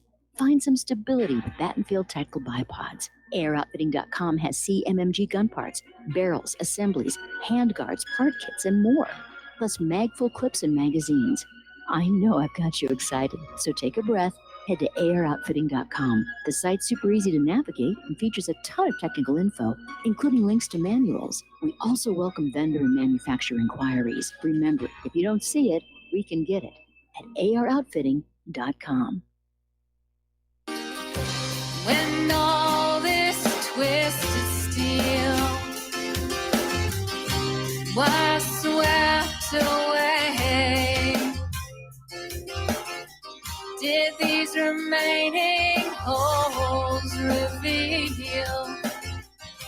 what's really happened. And aloha, America. Welcome back to our show here. We're going to go to the phones to Dee in Minnesota. Aloha, Dee. Welcome to the show. What's on your mind? Aloha, Mike. Long time no talk to. Yes. How are you? I'm fine. Immigration. Did you see in Congress that lady testified about her kid dying? Yes. And now she's going to sue the government. I don't She's suing the federal government now. I mean, that's utterly ridiculous. She's the one who made the choice to I bring know. that kid into this country illegally. I agree. But I just wondered if you'd heard that. Yes, I'd heard that.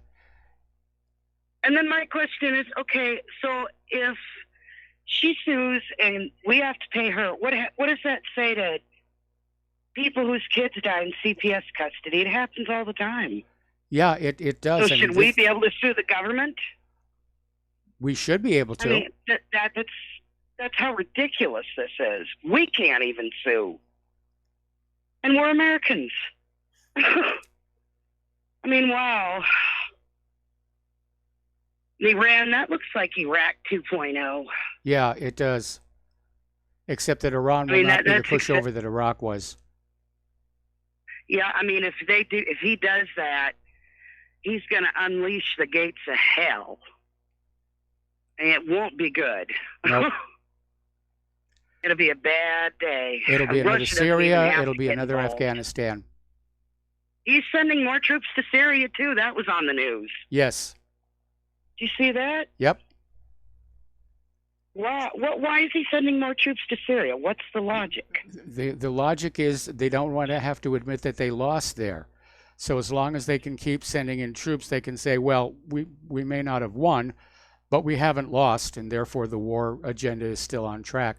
It's like the situation up in Afghanistan. To any objective outside observer, the United States got lost, and they're being handed their hat. But the U.S. is out there saying, yeah, well, we're negotiating a dignified withdrawal of our forces from Afghanistan. No, they're leaving the way that the Soviet Union had to.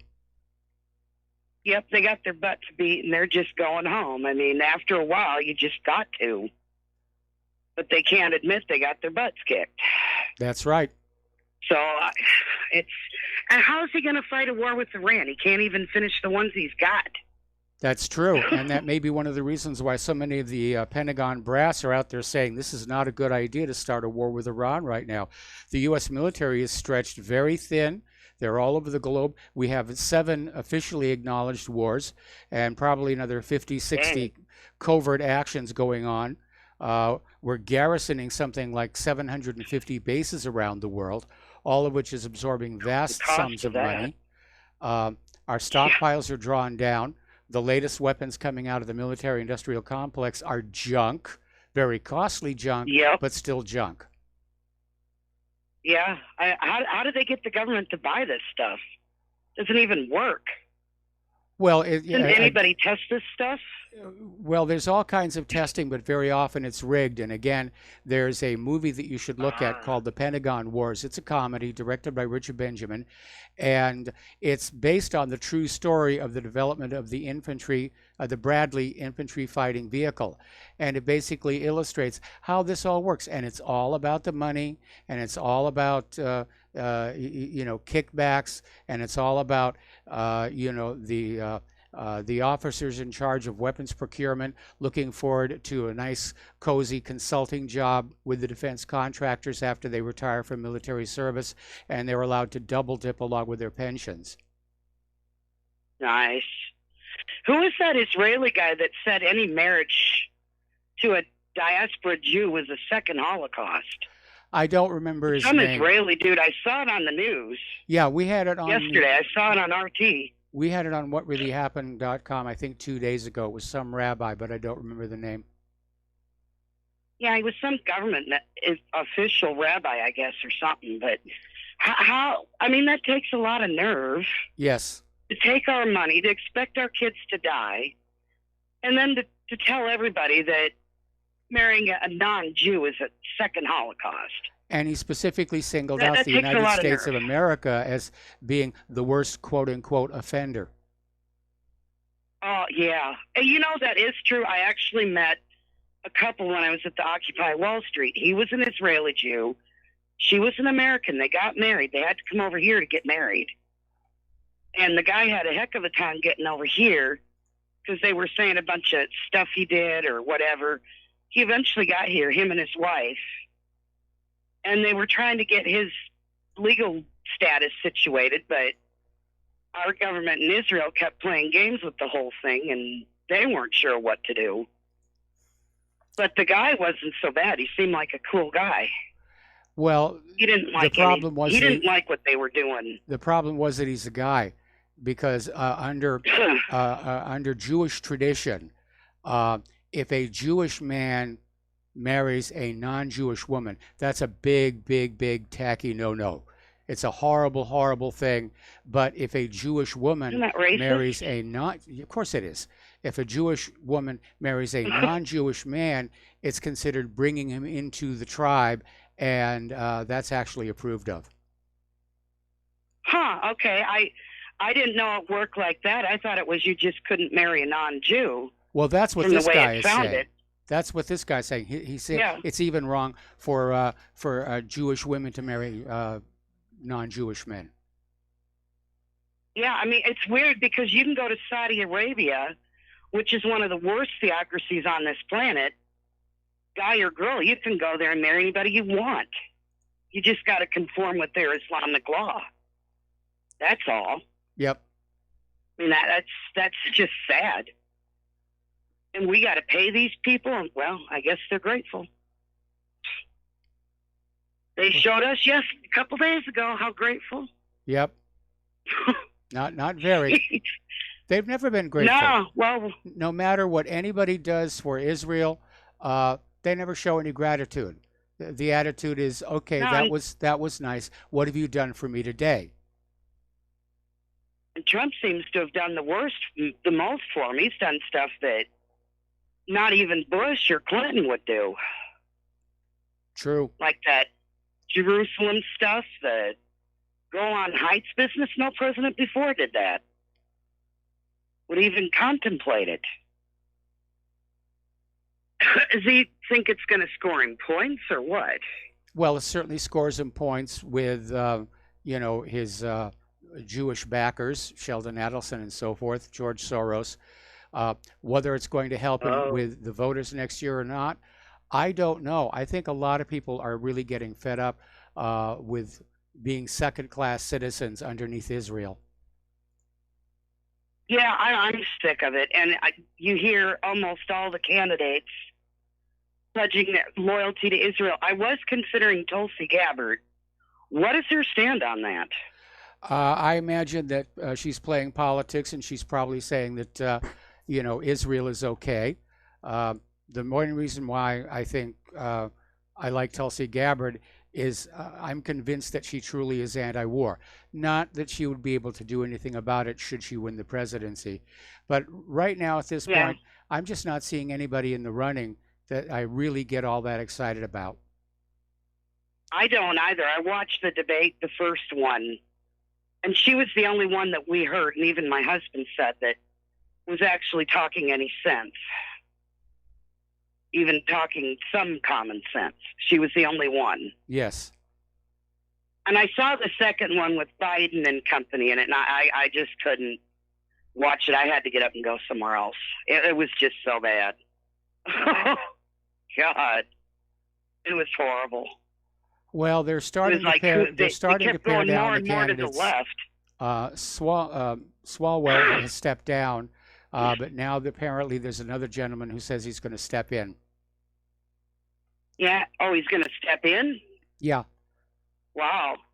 Did you hear Ross Perot died? Yes. Sad. He was a great man. Well, I voted for him in 92 and 96.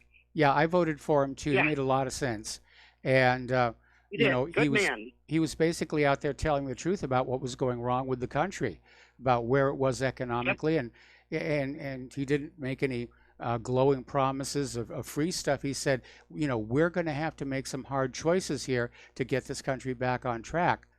And I think anybody who was really being honest would have heard that and said, yeah, we can't just keep on coasting like this and voting for the politician who promises to give us the most stuff.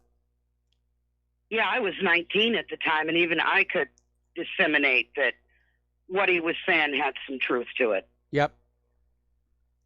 I mean, so yeah, I don't know that we're going to see another Ross Perot. Well, I don't think so. That's a shame. I mean, our entire political system has just become totally corrupted from top to bottom. It's infiltrated by Israel. It's infiltrated by organized crime. And I don't think an honest person really has a chance of getting anywhere in this government if they run for office. Probably not. You either play ball or you get outed one way or another. Tulsi Gabbard, they're probably just going to Ron Paul her. I imagine give it so. to Warren or Biden. I imagine so. Well, she's certainly They not did going the same thing to Ron Paul. She's certainly not going to get any donations from the military contractors. Or Israel. Is there a way we can find out more about the candidates? Well, I imagine there's some online resources here. I mean, you can go to their official campaign webpage, but of course you have no way of knowing if in point of fact, what's on their campaign webpage is accurate or not. And yeah. So. Okay. Well, I was just curious. I'm in the middle of the radio show. I'll call you back. Okay. Oh. Well, that's all I have. I'll let you go. All right. Thanks an awful lot, Dee. We're going to let you go. The phone lines are open.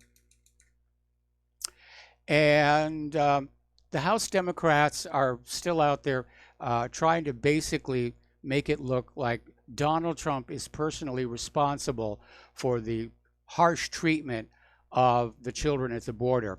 And they put out this tweet promoting this hearing on Trump's border policies. Small goof, though. They used a photo depicting a migrant detention center under President Obama. So they deleted that one real quick. All righty. Now, here's an interesting little story. Apparently, Republican senators have introduced a bill allowing victims of crime by illegal immigrants to sue over the sanctuary city policies. In other words, if you're living in a city that's a sanctuary city and you are the victim of a crime by an illegal immigrant who's being sheltered by the sanctuary city, you are allowed to sue the city. I mean, if you really think about it, they're accessories to the crime, because they're committing a crime by allowing those people to be living there. It's a Title VIII violation here. Out in California, and this is getting really ridiculous out here, Governor Gavin Newsom signed into law State Bill 104, which now extends health care benefits to illegal immigrants between the ages of 19 to 25, in addition to the law that already had guaranteed coverage to illegal immigrants under the age of 19. Now, we, American citizens, we don't have health care benefits. We have to pay for it ourselves. We either have to have insurance or we have to pay for it out of our pocket. The illegal immigrants are getting better treatment than the U.S. citizens. And getting on back here to Hillary Clinton, as you've probably already heard, the mass deportations program gets underway this coming Sunday. And ICE is going to be going on out there to try and grab all of these illegal immigrants who are not supposed to be here and fling them back across the border. Hillary Clinton came on out posting instructions in Spanish, giving illegals legal advice on how to evade the ICE agents. And the instructions include telling illegals not to answer the door if ICE comes knocking on their door, letting them know they have the right to remain silent, and to not sign anything without talking to a lawyer. That's a Title VIII violation right there. Interesting little article came out of Russia today. Social justice snowflakes won't quit until the U.S. becomes a balkanized battlefield, or is it already? And they're talking about this incident that happened at a Starbucks in Tempe, Arizona, where apparently one of the customers felt unsafe because of the heavy police presence. Now, the police were just there having coffee, having a snack. That's it. And yet the manager of the Starbucks asked them to leave because the customer did not feel safe in their presence. It's resulted in a lot of people calling for a boycott of Starbucks. And I mean, how different things are. Just 10 years ago, they would have told the customer, look, the police officers are regular customers, and they have every right to be inside the shop too. But far more likely, nobody would have come on out and said, look, the cops are making me feel uncomfortable. But everybody's being conditioned to be offended or feel unsafe. We are turning into a snowflake generation, and we think we're going to win a war against Iran with these weak, milquetoast young people who cry when they get a splinter. It's just not going to happen.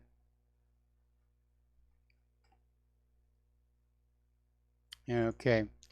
The British Foreign Office has banned Russian outlets, Russia Today and Sputnik, from attending the upcoming Global Conference on Media Freedom in London. Talk about hypocrisy. And the official reason being given is, of course, that Russia Today and Sputnik spread disinformation. And by golly, if anybody's going to spread disinformation, it's going to be us.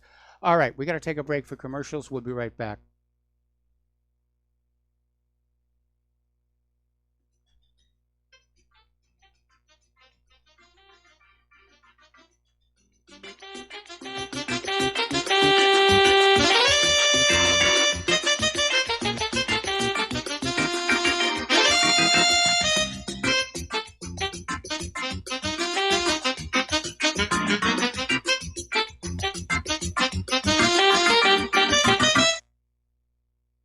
Tired of being lied to by mass media? It's growing more and more apparent today that news is received less and less through standard media outlets. Even with a growing audience every day, RBN is beginning to direct more efforts into social media. Social media and the use of the internet is fast becoming the primary source of people for news, regardless of demographic. RBN has set out to provide some of the best news on the internet through republicbroadcasting.org, and also has begun to use the tools to our advantage by way of social media. Republic Broadcasting is now operating a Facebook page to function as yet another avenue to have our collective voice reach new audiences across not only America, but across the globe as well. The Facebook page features not only news, but also an RBN player to listen to our broadcasts.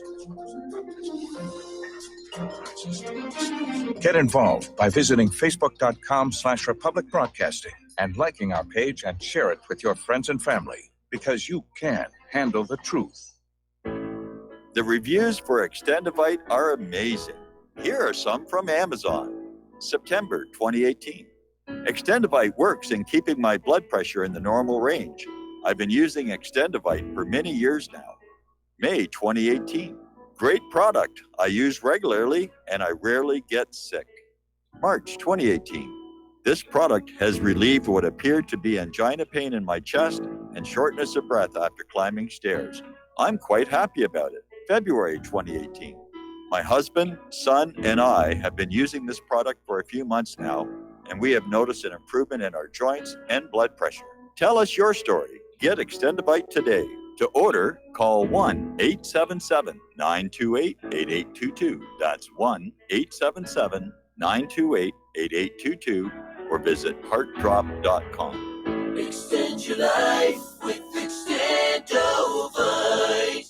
Do you or a loved one suffer migraine headaches? Listen to what scientist Kurt Hendricks has to say. 35 million people in the United States suffer with debilitating migraines. If you or a loved one are one of them, you need to know about MigraLief.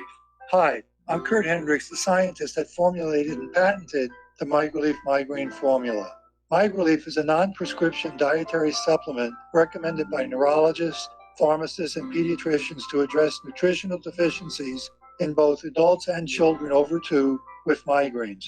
Try MigraLief for 3 months and see the powerful difference it can make in your life, or get your money back, no questions asked. Go to MIG911.com or call 800-MIG-7354. You can change your life today. So if you suffer from migraines, don't wait. Call 800-MIG-7354. That's 800-MIG-7354 or visit MIG911.com. We the people, in order to form a more perfect union, establish justice, ensure domestic tranquility,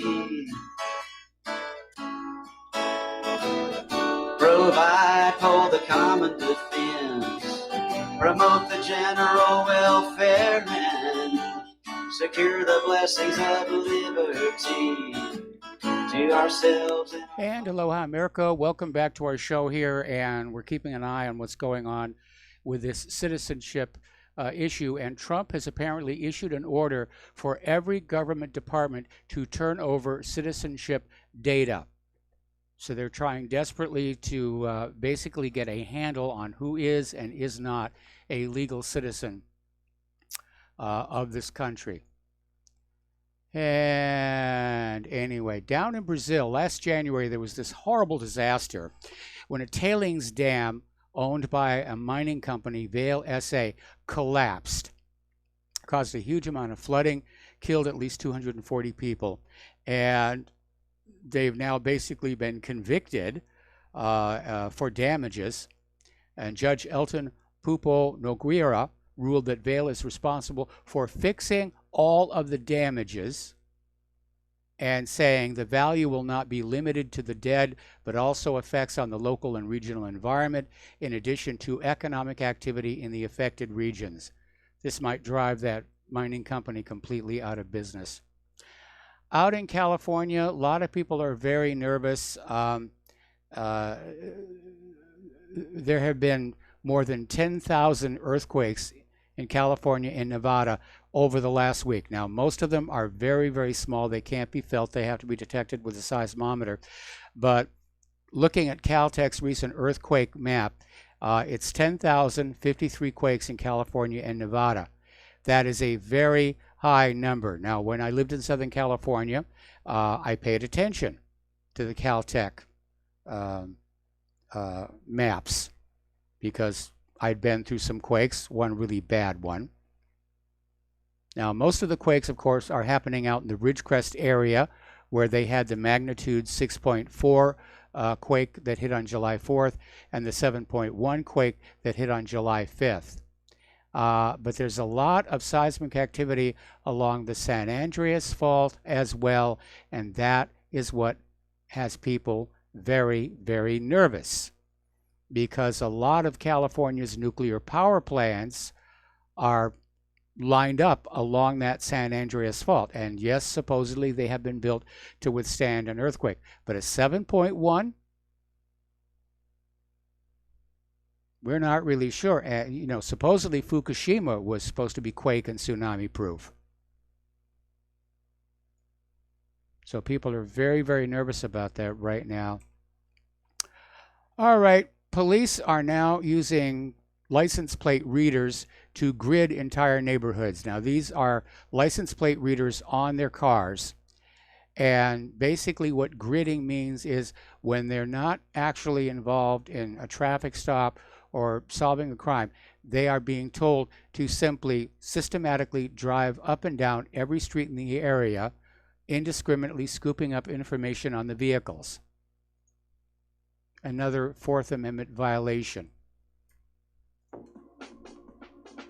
Okay, got to take a break here for station identification, and we'll be right back.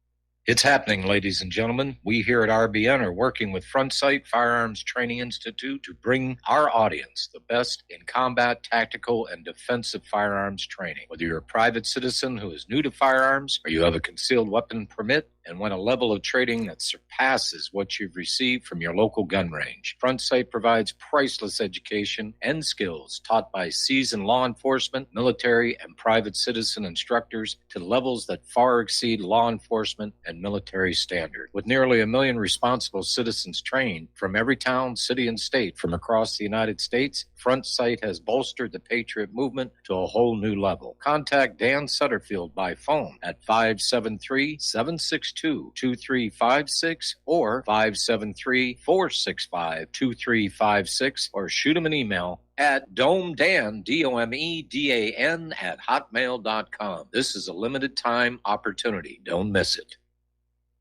You're listening to the Republic Broadcasting Network because you can handle the truth.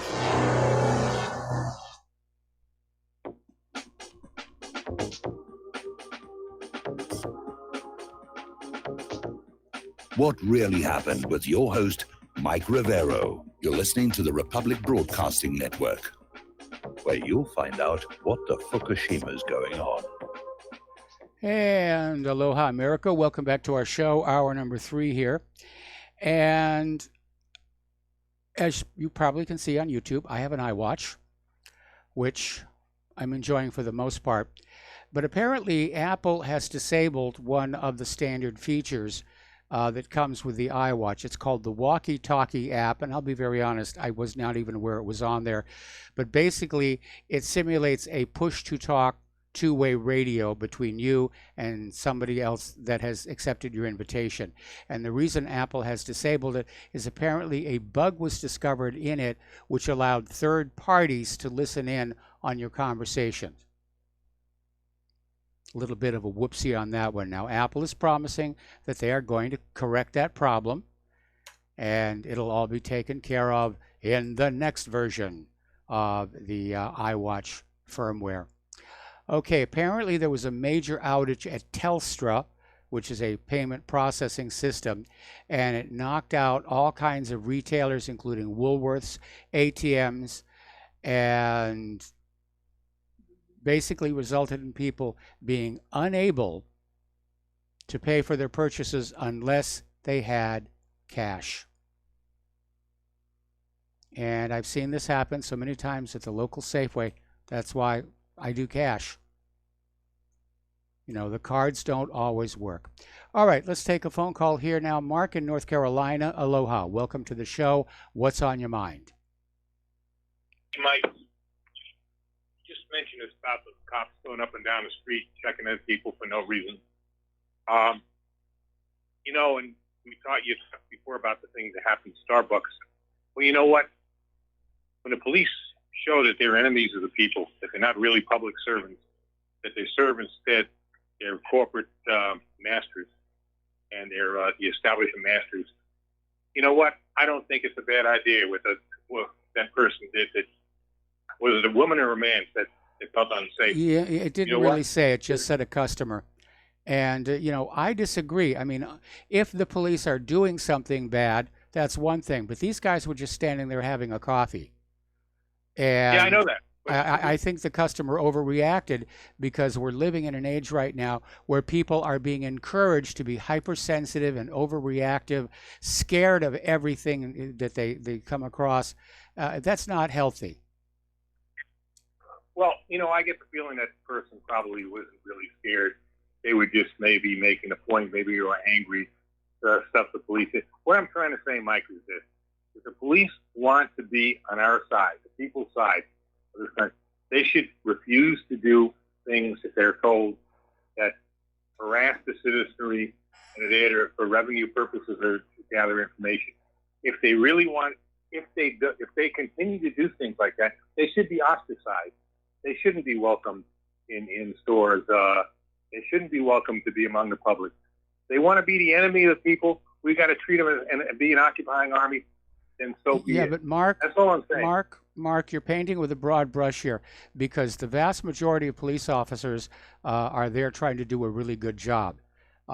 And they should crack down on the ones that don't. Well, the ones that misbehave, and we've got a story about that a little bit further in the talking points, they get the headlines because they're unusual. And frankly, if that customer had really felt afraid of the police being there, probably the best thing would have been for that customer to leave rather than try and get the police kicked out. I think it was a completely inappropriate reaction. Well, it might have seemed like an inappropriate reaction, but like I said, Mike, there's a lot of things going on that, you're talking about there are a lot of good police officers, but there's plenty of bad ones. And the good ones don't do anything about the bad ones. You got, they tolerate a lot of bad behavior. And on top of that, police continue to obey what are really illegal and unconstitutional orders. Okay? They have no business going and violating people's Fourth Amendment rights. Now, this isn't just, these were, I'm sure the ones doing this are not just bad cops. I mean, I consider them all bad cops when they're doing stuff like that. But this was par for course. They were obeying the orders of their superiors. They should have said, no, we refuse. We're public servants. We're not going to do something like this. We're peace officers. We're not an occupying army. And remember, a police officer is a peace officer, period. There to keep peace, keep order in society. Not there to bully people, not there to harass people. That's all they're supposed to be for. And if they go any further than that, they become an occupying army. And as far as I'm concerned, they should be ostracized. They should all be treated with a brush. Get your act together, and then I'm all for you being, respected in society. But when you disrespect the public, you need to be disrespected. That's all I'm saying, Mike. Yeah, but again, you're painting with this very, very broad brush here. Yes, I am. Because you're punishing the good cops with the bad cops. Well, the good cops got to get their act together and get rid of the bad cops and do something about them. And they have to start disobeying orders of their superiors that, harass the public or are there to, I don't want to curse. They're the, mess with the public, okay? That's not their job. Their job is to be peace officers. If they don't want to be peace officers, they become an occupying army. And if they continue to disobey bad orders, if they obey bad orders, then they should be ostracized, period. No matter how good or bad they're not. Yes, I am painting with a broad brush. Because if you look at an occupying army, look at our troops in Iraq. Okay, let me spin this around a little bit on you, because the last interaction I had with the police in an official capacity was when the Honda got stolen, twice I might add. And in both cases, the cops were very professional. In the first case, they recovered our car in the space of about 2 hours. And they did a really good job, and they were very polite. We've got very good police out here in Hawaii. And as far as I'm concerned, they have every right to be in a Starbucks having a cup of coffee. And as I said, if this other individual, for all we know, this other individual was planning to have a daylight robbery or something, and that's why they were afraid of the cops being there. Yeah, again, that could be the case. By the way, Hawaii is a little bit different than the mainland, okay? There's a little bit, I think they're more like, in some ways, the Asian culture takes place more in Hawaii than it is in the rest of the country. Okay, so I can understand that, what you're saying. But believe me, a lot of garbage goes on here in the mainland. You can drive down the street here in North Carolina, and you got a roadblock. And what do they say? I said, what's going on? License check. Why do I have to show you a license? Why do you have to put up a roadblock? I'm not committing a crime, and nobody else is. But yet, they go and set up things like that. And these are cops. These are not just cops. These are cops obeying orders from their superiors to set up roadblocks like that. They may not be bad cops. They may not be bad people at all. But if you're participating in jacking with citizens, messing with citizens, then you need to be ostracized. That's all I'm saying. You don't deserve respect. Well, we're going to have to disagree on that one, because again, I think it was the customer who was out of line. And I think it's a symptom of our snowflake culture, where people's self-evaluation is based on finding things to complain about or be offended by or being afraid of. and it's a very mentally unhealthy state of being, I think. All right, I understand what you're saying too, Mike. I really do. I understand, that maybe it was a snowflake. All right, but I also do not like the other story, which didn't surprise me, about police going just checking on if they're violating the Fourth Amendment. If they can't obey the Constitution, they don't need to be respected. And I'm talking about department-wide. If they're going to violate people's rights, they do not deserve to be respected. And the police profession as a whole needs to be ostracized. Be peace officers. You see, you're painting with that broad brush again. Okay. Yes, I am. If you're concerned about the unconstitutional orders of the superior officers, let's talk about the superior officers. If you're talking about the police who behave badly, let's talk about the police who behave badly. But to sit there and say that all police everywhere ought to be ostracized, that's not fair. That's completely unreasonable. I didn't say they should be. I said if they continue Okay, Mark, to violate. you've made your point. Mark, you've made your point, and we're going to have to agree to disagree. So thank you very much for the phone call. We're going to do a shout out now to our on-air affiliates who are just now rejoining the network. And we're going to switch over to Lenny in California. Aloha, Lenny. Welcome to the show. What's on your mind? Thank you, Mr. Rivera. It's good to be on your show. Hey, listen, to the caller before, I'm in agreement with you. I run across both good cops and bad cops. But basically, America is at a point that where everybody is programmed to be at everybody else's throat. Yes. And they're at the wrong people's throat. The common people should be together. But, it's just not that way. But like I said, in the end, we're just programmable lumps of flesh, and we're reacting accordingly. But Justin called in yesterday, and he asked about the country of Georgia, and he wanted to get our take on what was going on, which I didn't get to listen to the show yesterday. I had to listen to it last night when I got home, but it gave me some time to do some research on this. On June the 20th, there was a ruckus in the Georgian parliament by some what would be considered nationalists or skinhead types. And it didn't go over well with the people of Georgia, but the government of Georgia refused to do anything. The government of the country of Georgia refused to do anything about it, but then it got more boisterous and boisterous in this past week when one of the TV commentators on Rustavi TV2 came out and called Putin and his parents invaders and murderers, and it was just really horrific commenting. But as a result, the people of Georgia surrounded the TV station a few days later, and some of the reporters quit in protest. Well, there was a lady, Tina Kandalaki, who's Georgian, who's a well-renowned Georgian, came out and spoke on Fort Russ News, and she said that the whole thing that's going on right now is, and this may sound familiar to you, is Saakashvili. You remember him?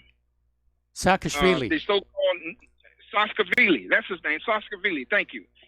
He's behind the whole thing, and this coming July the 18th, which is a few days from now, he's going to have to give up the ownership of that particular TV station, and it's going to have to go back to his rightful owner.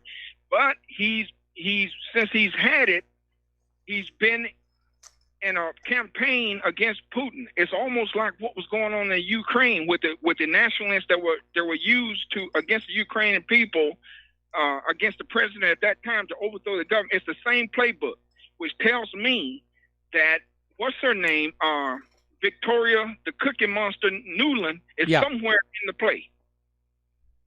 Okay, she's somewhere in the background, but I think they got more than what they bargained for, because the people surround the TV station, and were throwing eggs and bottles and everything that they could think of at it, and a couple of the TV reporters resigned and joined the protesters, And Saakashvili now is, being called out. Now she gave a quote, and I just would like to say what she said. She said the people also want Saakashvili drowned in the Bermuda Triangle of history. The Georgian people are one mighty people, and the voice of a pseudo-politician who used to chew on his own necktie and is also a pseudo-ex-president and a pseudo-ex-human has no place in and he's not even Georgian, by the way, has no place in the Georgian politics or the political structure. So Dustin asked yesterday, and it gave me a chance to do some research, and there it is.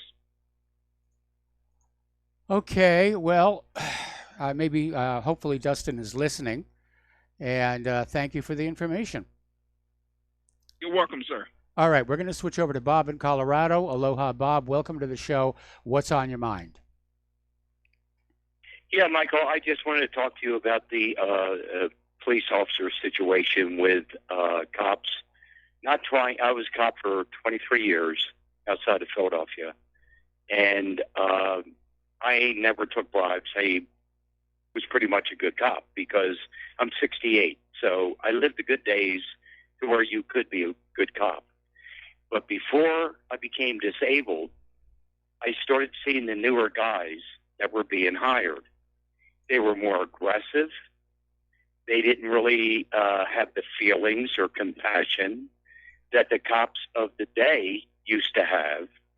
And you can really see now they're really being turned into, instead of peace officers trying to help the good of man, they are now police officers, and they are policing the government regulations. And there was a documentary. I don't know if you ever saw it. I think it was on Netflix. And it was about 5 or 6 cops, a couple black guys, white guys in New York City that tried to bring down the corruption and ruined their careers. Yes. So it's not as easy to sit there and say, you know what, I'm going to turn in this evil chief. It doesn't work that easy. So anyway, I just wanted to make my comment.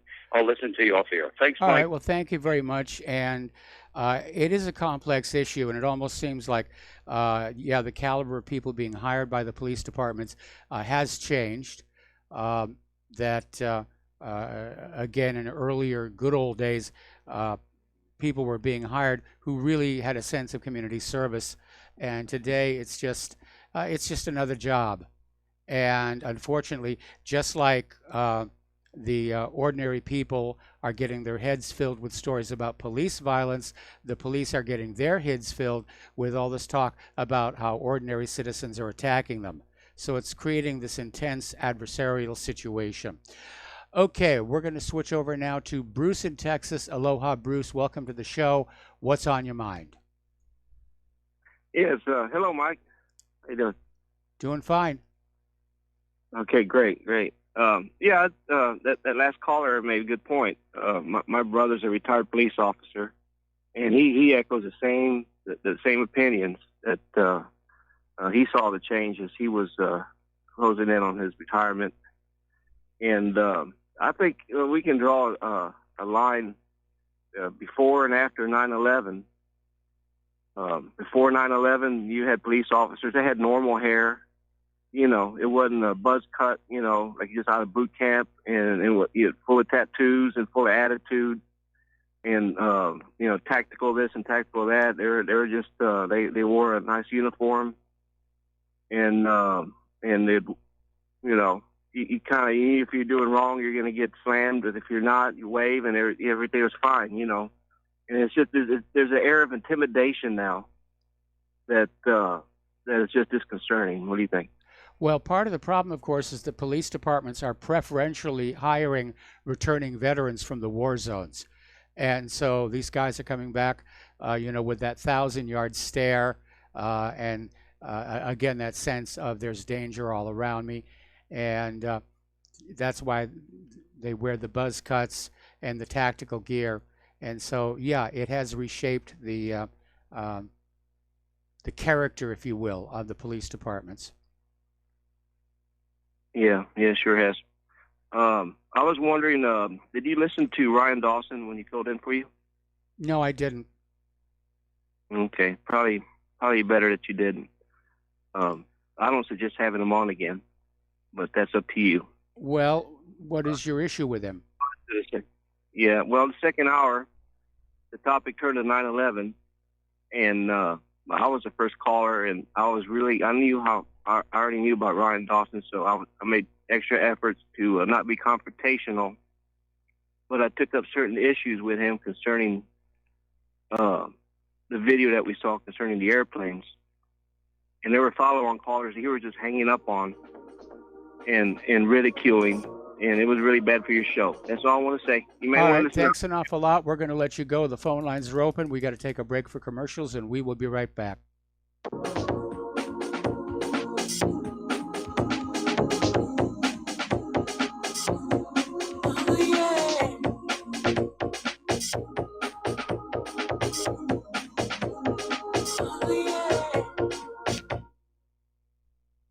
It's happening, ladies and gentlemen. We here at RBN are working with Front Sight Firearms Training Institute to bring our audience the best in combat, tactical, and defensive firearms training. Whether you're a private citizen who is new to firearms or you have a concealed weapon permit and want a level of training that surpasses what you've received from your local gun range, Front Sight provides priceless education and skills taught by seasoned law enforcement, military, and private citizen instructors to levels that far exceed law enforcement and military standard. With nearly 1 million responsible citizens trained from every town, city, and state from across the United States, Front Sight has bolstered the Patriot movement to a whole new level. Contact Dan Sutterfield by phone at 573-762-2356 or 573-465-2356 or shoot him an email at domedan, DOMEDAN, at hotmail.com. This is a limited time opportunity. Don't miss it. Folks, we're living in a world the likes of which we've never perceived any clearer than we do now. The plan for global governance has been in the works for generations and would have likely been achieved by now, but for the fact that the globalists left open their Achilles heel. With all their tools, Federal Reserve System, fiat currency, no child left behind, and then Common Core education introduced to our schools to dumb us down, vaccines, pharmaceuticals to lobotomize us, GMO foods, insertion of compromised or bought and paid for politicians, judges, mainstream media propaganda, all pieced together like a puzzle designed to ultimately bring the world under submission. But with all their strategy, they forgot one thing: knowledge. And knowledge is power. With knowledge, their bombardment is nullified. Folks, with that, as brilliant and knowledgeable as you've become, among the wisest audience of any radio audience in the world, and you are, I want you to take a moment to reflect and ask yourself, how much of that knowledge did I obtain from Republic Broadcasting Network? How high has my consciousness been raised since I've been a listener? How fast am I now able to discriminate truth from fake news by being a Republic Broadcasting listener? How clear am I now able to see the world since I've been listening to RBN? Ask yourselves those questions, folks. Then ask yourself, what is that knowledge worth to me? Like my morning coffee, how would I survive without it? A voice of truth in a sea of lies. Do we not all need to make sure it survives? Like public broadcasting, we are now finding we can only survive with listener support. Censorship, advertisers being attacked, truth itself being attacked. It's the only way through this. We at Republic Broadcasting humbly ask you to become a supporter. Look at your budget and make a determination of what Republic Broadcasting is worth to you and what you can afford on a monthly basis. Go to republicbroadcasting.org and pledge 20, 30, 40, 50, if possible, 100 a month or more if it's affordable. Click the donate button and become a regular monthly donor. Assure both us and yourself that Republic Broadcasting truth will continue to flow like that morning coffee. The network thanks you. When all this twisted steel was swept away, did these remaining holes reveal what's really happened? And aloha, America. Welcome back to our show here. Now, as you are probably already aware, Donald Trump has convened this summit at the White House regarding corporate media and censorship, to which Ben Garrison was disinvited. Little irony there for you here. And I'd like to see something get done about it. Donald Trump has to understand it was social media and the online world that played a major, major role in him being in that job to begin with. But again, given the way that he treated Ben Garrison, it looks like Donald Trump is really not a person who feels a lot of gratitude. His attitude is, yeah, thank you for the help, and we'll get along without you now. So they've got all these various representatives from Facebook and Google and everything up there at the White House, and they're going to wag the finger and say, hey, this stuff has got to stop. But it isn't just political. It's not just conservatism. Obviously, these corporate media outlets are somehow being incentivized to protect the interests of large corporations, whether it's vaccine manufacturers, the GMO industry, who knows what all else is being filtered at this point. It's getting harder and harder to tell. But there's this article here from Blacklisted News basically saying how American corporations are now policing online speech worldwide. And it's saying probably when they were first starting up, these companies never imagined they'd be the global speech police. And yet that's exactly what they've become. And they're a major part of the media. Almost a quarter of the internet's total users watch YouTube. The number of people who tweet is nearly the entire population in the United States. 1/3 of the entire world uses Facebook. That's a lot of power to wield.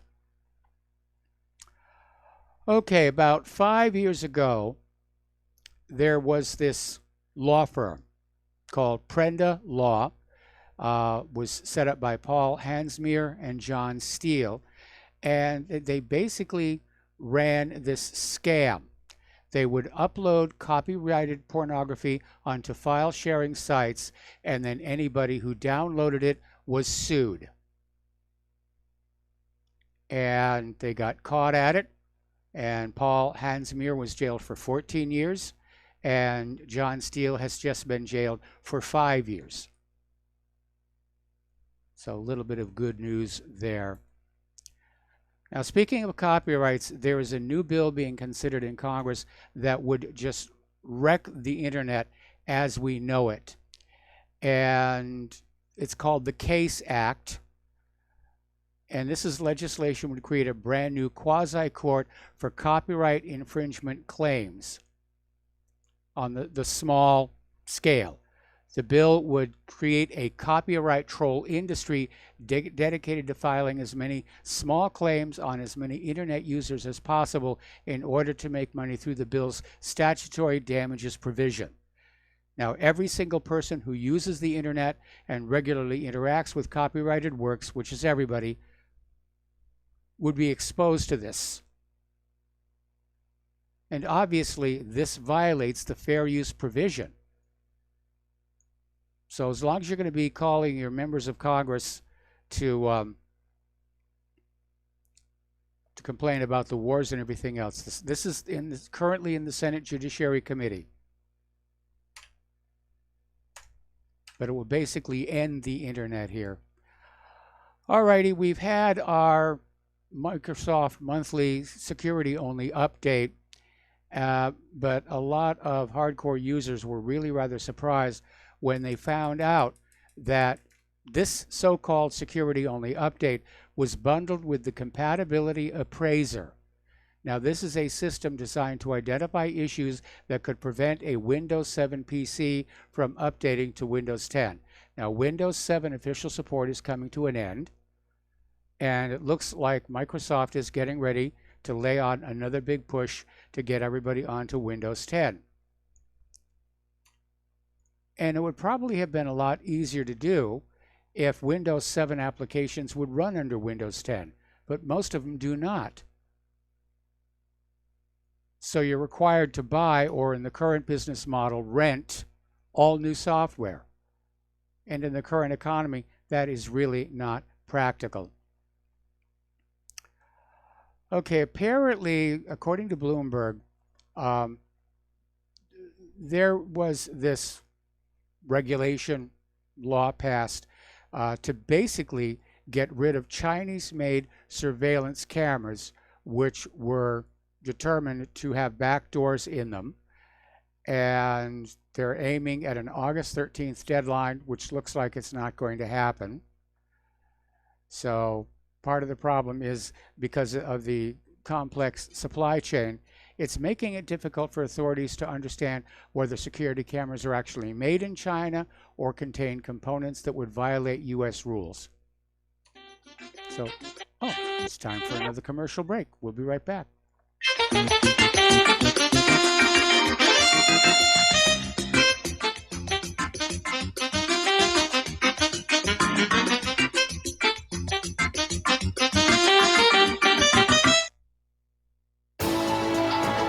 You are tuned in to the Republic Broadcasting Network. Visit our website by going to republicbroadcasting.org.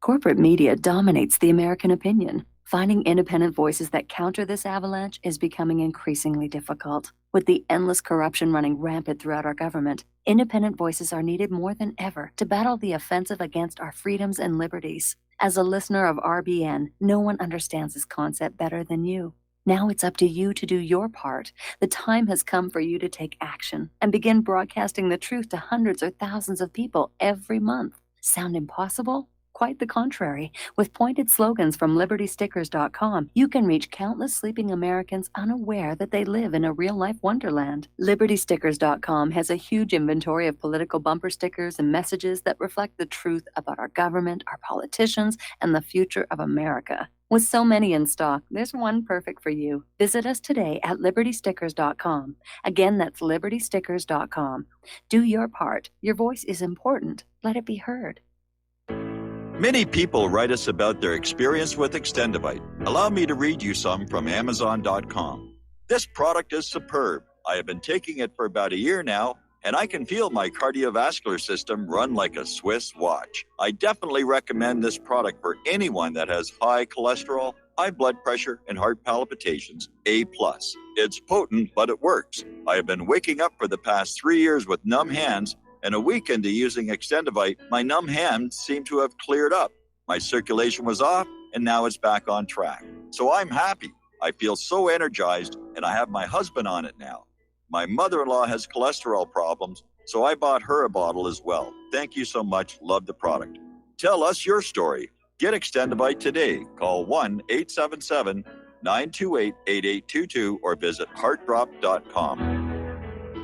Extend your life with Extendovite. It's happening, ladies and gentlemen. We here at RBN are working with Front Sight Firearms Training Institute to bring our audience the best in combat, tactical, and defensive firearms training. Whether you're a private citizen who is new to firearms or you have a concealed weapon permit and want a level of training that surpasses what you've received from your local gun range, Front Sight provides priceless education and skills taught by seasoned law enforcement, military, and private citizen instructors to levels that far exceed law enforcement and military standard. With nearly 1 million responsible citizens trained from every town, city, and state from across the United States, Front Sight has bolstered the Patriot movement to a whole new level. Contact Dan Sutterfield by phone at 573-762-2356 or 573-465-2356 or shoot him an email at domedan, DOMEDAN at hotmail.com. This is a limited time opportunity. Don't miss it.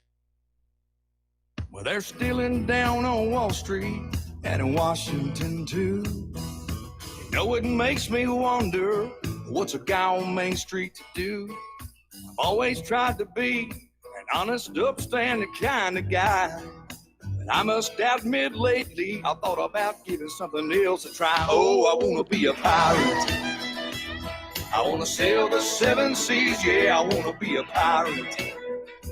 And aloha, America. Welcome back to our show. We're going to go to the phones now to Reggie in Virginia. Aloha, Reggie. Welcome to the show. What's on your mind? Good evening, Mr. Rivera. I want to ask a question regarding the matter on the southern border. Usually the United States and the other major nations, I'm not sure exactly how it works, whether it's just the Security Council or others, but wouldn't, in the United Nations, wouldn't the amount of activity across the border with the number of people coming in saying they fear for their life, at what point would they consider it a failed nation in the United Nations become involved?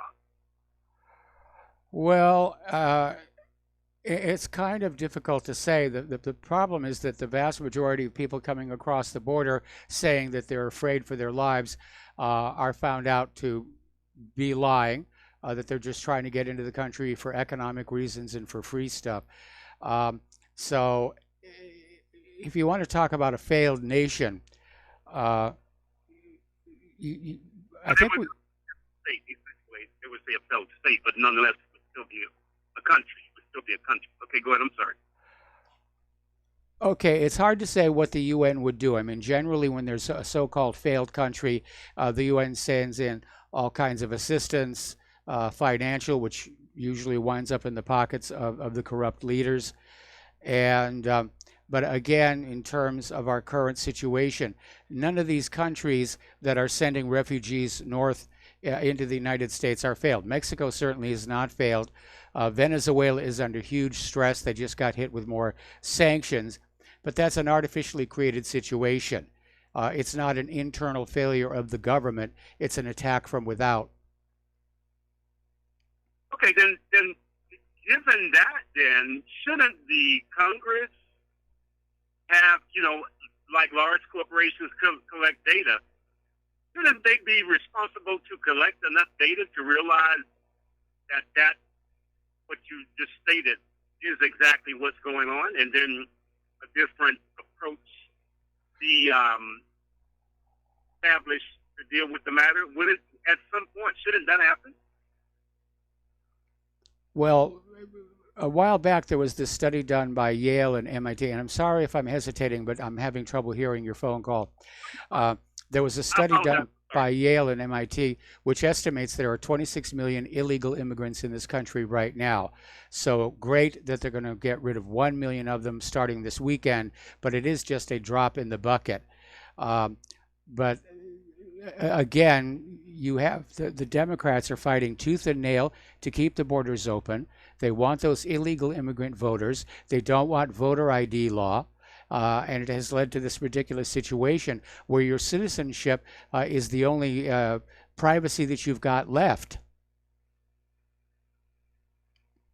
Say that the Democratic Congress, I'm going to use a word that I'm not saying that it may arise to the level of this word, but if it's demonstrated that most of their position in being argumentative the way that they are argumentative against the things that the president want to do concerning that, let's say on the foundation of there is more abuse, in other words, the people that are coming in, all of them are not to the level of qualifying to come into the country, wouldn't there be some action that could be taken in Congress against that, or what they're doing? Well, I mean, Congress doesn't need to take action. We've already got laws on the books that cover all of this. It's called Title VIII.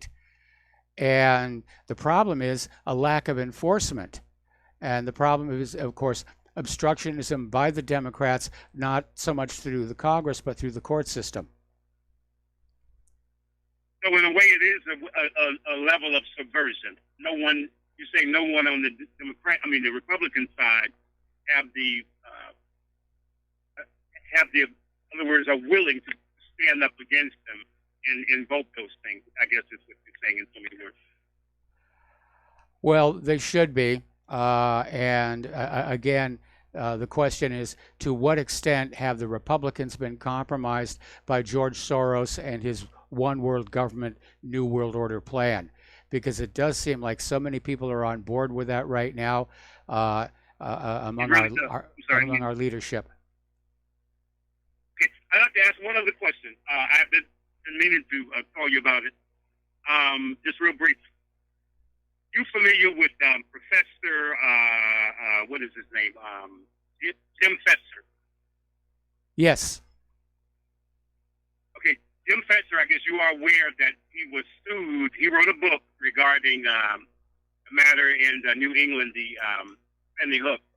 And he Yes. said that was a FEMA exercise, and he demonstrated through documentation, birth certificates, death certificates, that the number of people that they say lost their lives during that is not true. And the other person, I think you may know Wolfgang. I think he was in another matter previously. Yes, But Wolfgang anyway, Halbig. He's being sued. I mean, well, naturally, the Jeff is Fetzer. And I was wondering if you had heard anything else about it. I heard national mainstream news. I didn't hear them say anything about it at all. Not that I didn't. I mean, they may have, but I didn't hear anything about it. No, corporate media is not covering this at all. Corporate media just wants the American people to forget about Sandy Hook and to forget about the fact that there are actually questions as to whether it happened as we're being told that it happened. And I think part of that is a general awareness that the American people have been lied to so many times and so often that we have grown quite skeptical and we're not willing to just believe what the TV set or the politicians tell us.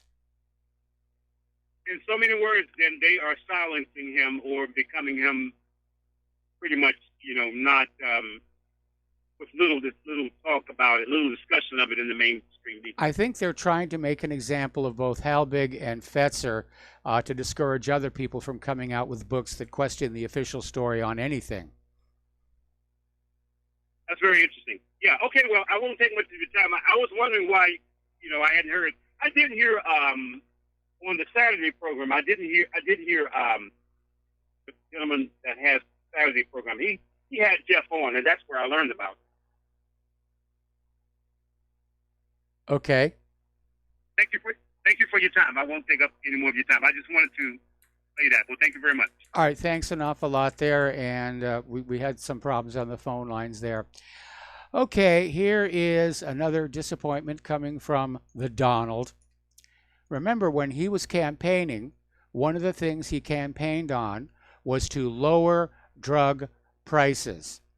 And apparently, as of today, they have pulled one of its key proposals to lower drug prices by eliminating industry rebates in Medicare. And of course, the health stocks went right through the roof. And so you're going to go on paying higher prices for drugs or driving up into Canada to buy them there. What a sellout. What can I tell you? All righty. Story coming out of Natural News here. Apparently, another new case of measles has been identified, this time in Los Angeles County, where typhoid fever, tuberculosis, and even bubonic plague are making a comeback, thanks to the rampant illegal immigration and homelessness. But rather than take a step back and evaluate the facts, authorities are once again freaking out about people not having the measles vaccine, as if that's somehow the cause of every measles infection. Actually, there are a lot of people who think that the measles vaccine actually causes measles. We don't really know. I mean, especially with those attenuated pathogen vaccines, they can revert to full potency once they're administered. They had a real problem with the oral polio vaccine a few years ago, where they were administering that to patients, and the pathogen returned to full potency and ran the risk of actually giving people polio. And as a matter of fact, story coming on out of Salon.com, how there is a polio-like virus spreading in the United States, paralyzing children. And this is a warning coming from the CDC, which, by the way, owns quite a few patents on vaccines and makes a lot of money.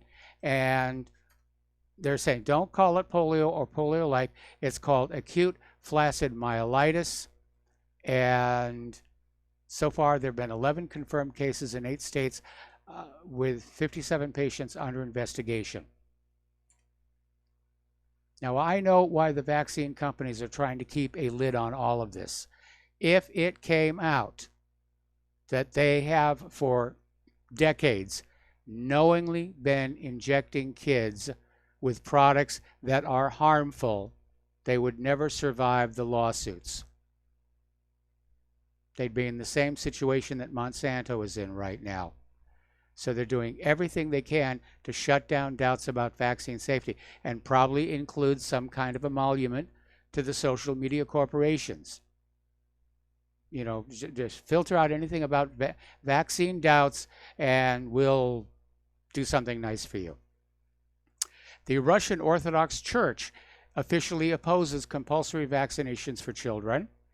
And they're saying, first and foremost, concern for the welfare of children, including their health, is entrusted by God to their parents.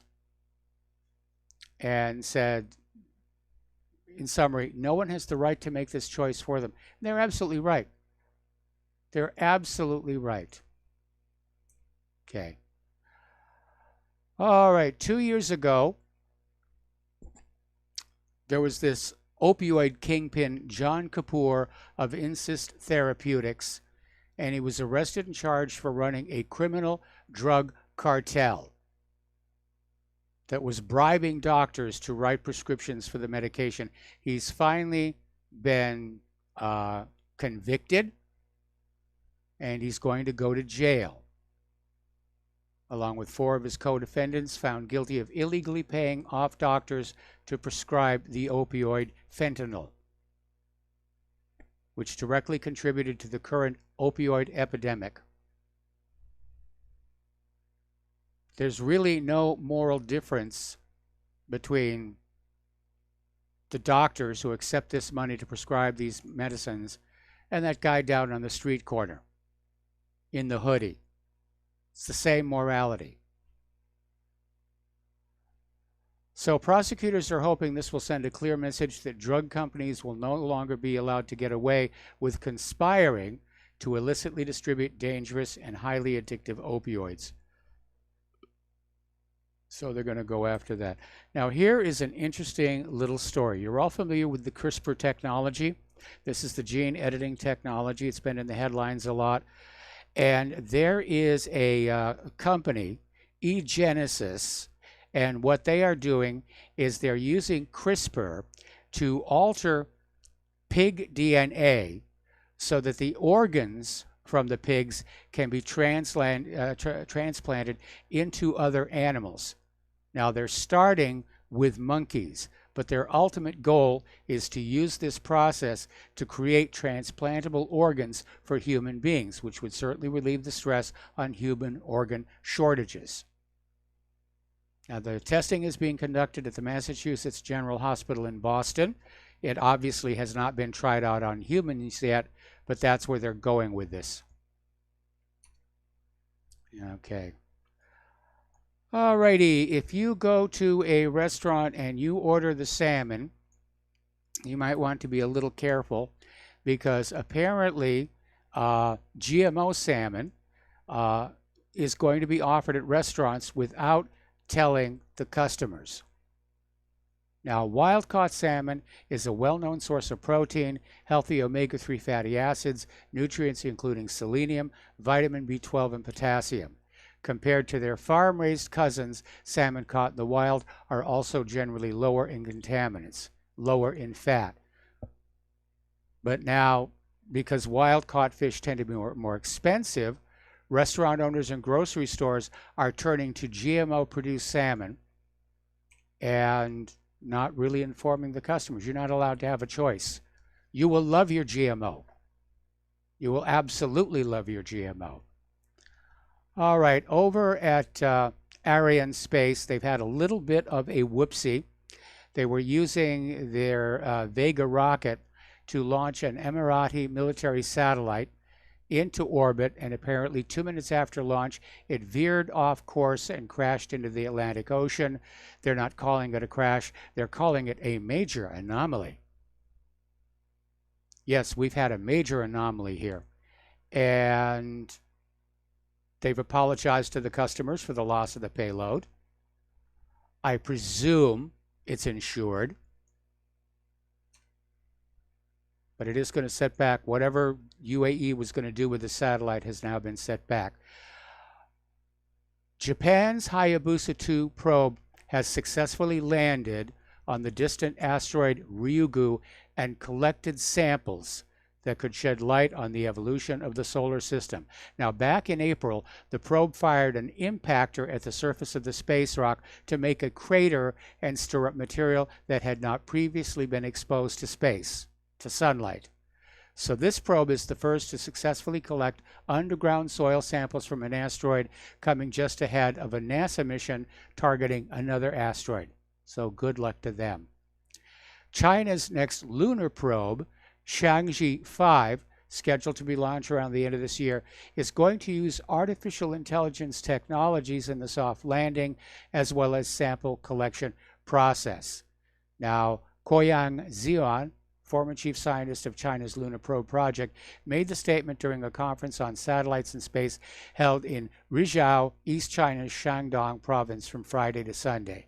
And according to China's National Space Administration, the Chang'e 5 mission wants to bring back 2 kilograms of samples from the moon surface, which will make China the third country to return lunar samples to Earth after the United States and Russia.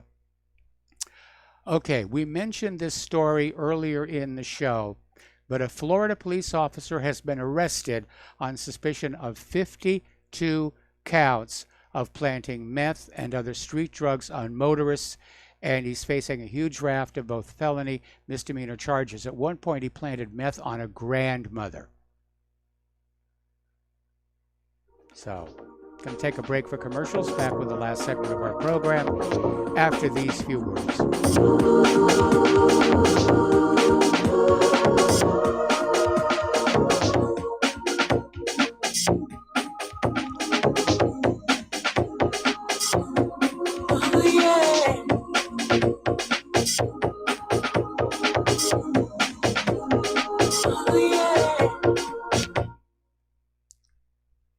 Homeowners, if your lender has gone out of business or sold your transaction to another lender or servicer, you may be the victim of a wrongful foreclosure, resulting in the loss of your home. If you've already lost your home, are in foreclosure, or even in good standing, you can challenge the mortgage transaction's illegal issue, and your property can be restored to you, and your foreclosure can be stopped or reversed, and the mortgage transaction declared unenforceable. State laws, U.S. title codes, the Uniform Commercial Codes, and U.S. Supreme Court rulings have upheld that defective mortgage documentations can reverse or stop foreclosures and enforce property title claims in favor of the homeowner. We are having successes in stopping the process of foreclosure, the enforcement of the foreclosure judgments, the sale of property, and evictions after the sale. We are not attorneys, and we don't give legal advice. We are a professional team of legal researchers, providing forensic mortgage audits and expert witnesses. We have the knowledge to produce the evidence and enforce laws regarding your legal issues. We've been in business for 12 years without a complaint. Consultations are free, and we provide a free title search to confirm if your mortgage has legal defects. Please call 855-253-3748. 855, 2, keep it today. Without the right accessories, any guy can be off the mark. Whether you've invested thousands in your arsenal or you own a single trusted firearm, a visit to AROutfitting.com is in order. It's one of the finest online selections of tactical optics and AR parts and add-ons, like EOTech, quick target acquisition with no peripheral loss. Browse the full range of Nikon scopes and binoculars. AROutfitting.com can illuminate your world with Streamlight gun-mounted lights from keychain to large handhelds up to 1,100 lumens. Find some stability with Battenfield tactical bipods. AROutfitting.com has CMMG gun parts, barrels, assemblies, handguards, part kits, and more, plus mag-full clips and magazines. I know I've got you excited, so take a breath. Head to AROutfitting.com. The site's super easy to navigate and features a ton of technical info, including links to manuals. We also welcome vendor and manufacturer inquiries. Remember, if you don't see it, we can get it at AROutfitting.com.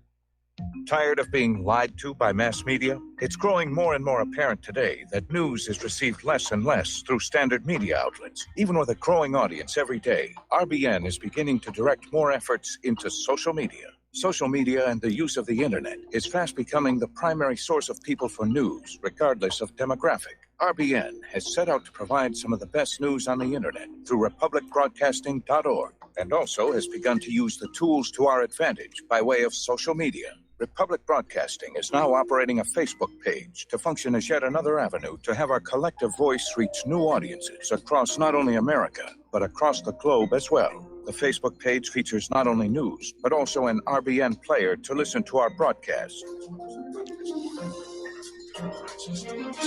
Get involved by visiting facebook.com/Republic Broadcasting and liking our page and share it with your friends and family, because you can handle the truth.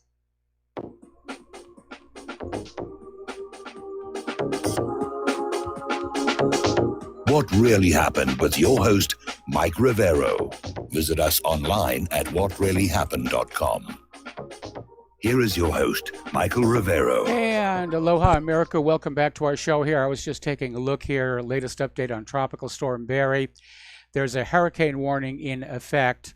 Looking at the space-based image, I'm not seeing an eye wall form just yet, but again, they said that might happen over the weekend. And so again, if you're in that part of the country, please take care of yourself. And if you're told to evacuate, go ahead and do it. Needless to say, the carbon Nazis are out there screaming, see, this is proof of human-caused global warming. Tropical Storm Barry wouldn't exist if it wasn't for you and your unwillingness to pay carbon taxes here. Well, apparently over in Finland, in Turku University, two researchers, Jirka Kaupinen and Pekka Malmi, basically did a study, and their conclusion was that climate is dominated by cloud formation, not by human activity. And they've estimated the human contribution to carbon dioxide as 1/100th of a degree over the last century, centigrade. So they're out there saying, you know, clouds are the culprit behind climate change, and they are. They reflect the sunlight back out into space, and that cools the Earth.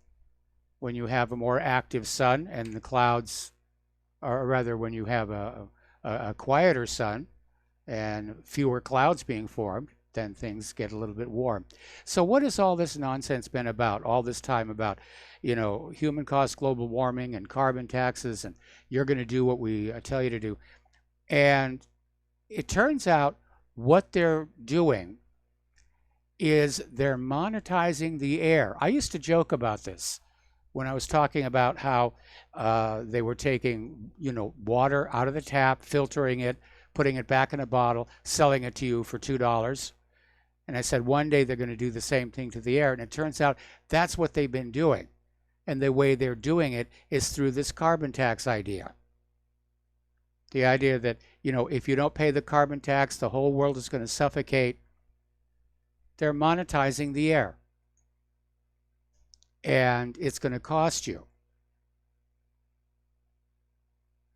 Because there's nothing left to monetize. There's very little.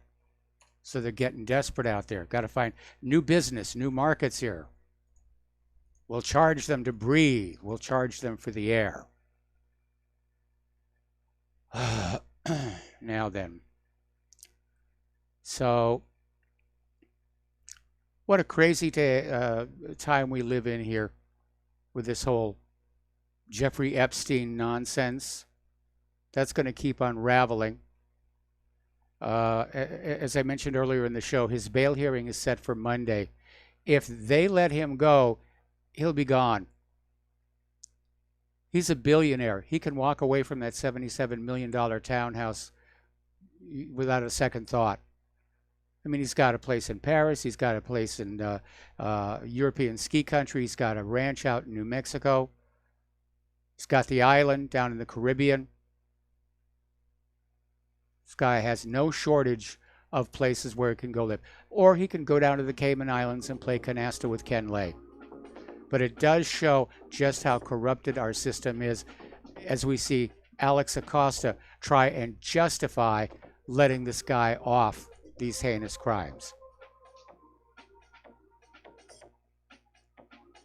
Okay, there's the music. Time for me to get on out of here and get something useful done with the rest of the day. I got to get cracking on some of this packing and getting ready for the move here because it's coming up on us rather suddenly and I don't want to get left behind. Anyway, stay tuned for John Stedmiller. I'm sure he's got lots of interesting things to share with you. Please donate to Republic Broadcasting. Please donate to whatreallyhappened.com. We need all the help we can get right now. We'll be back tomorrow. Aloha, America.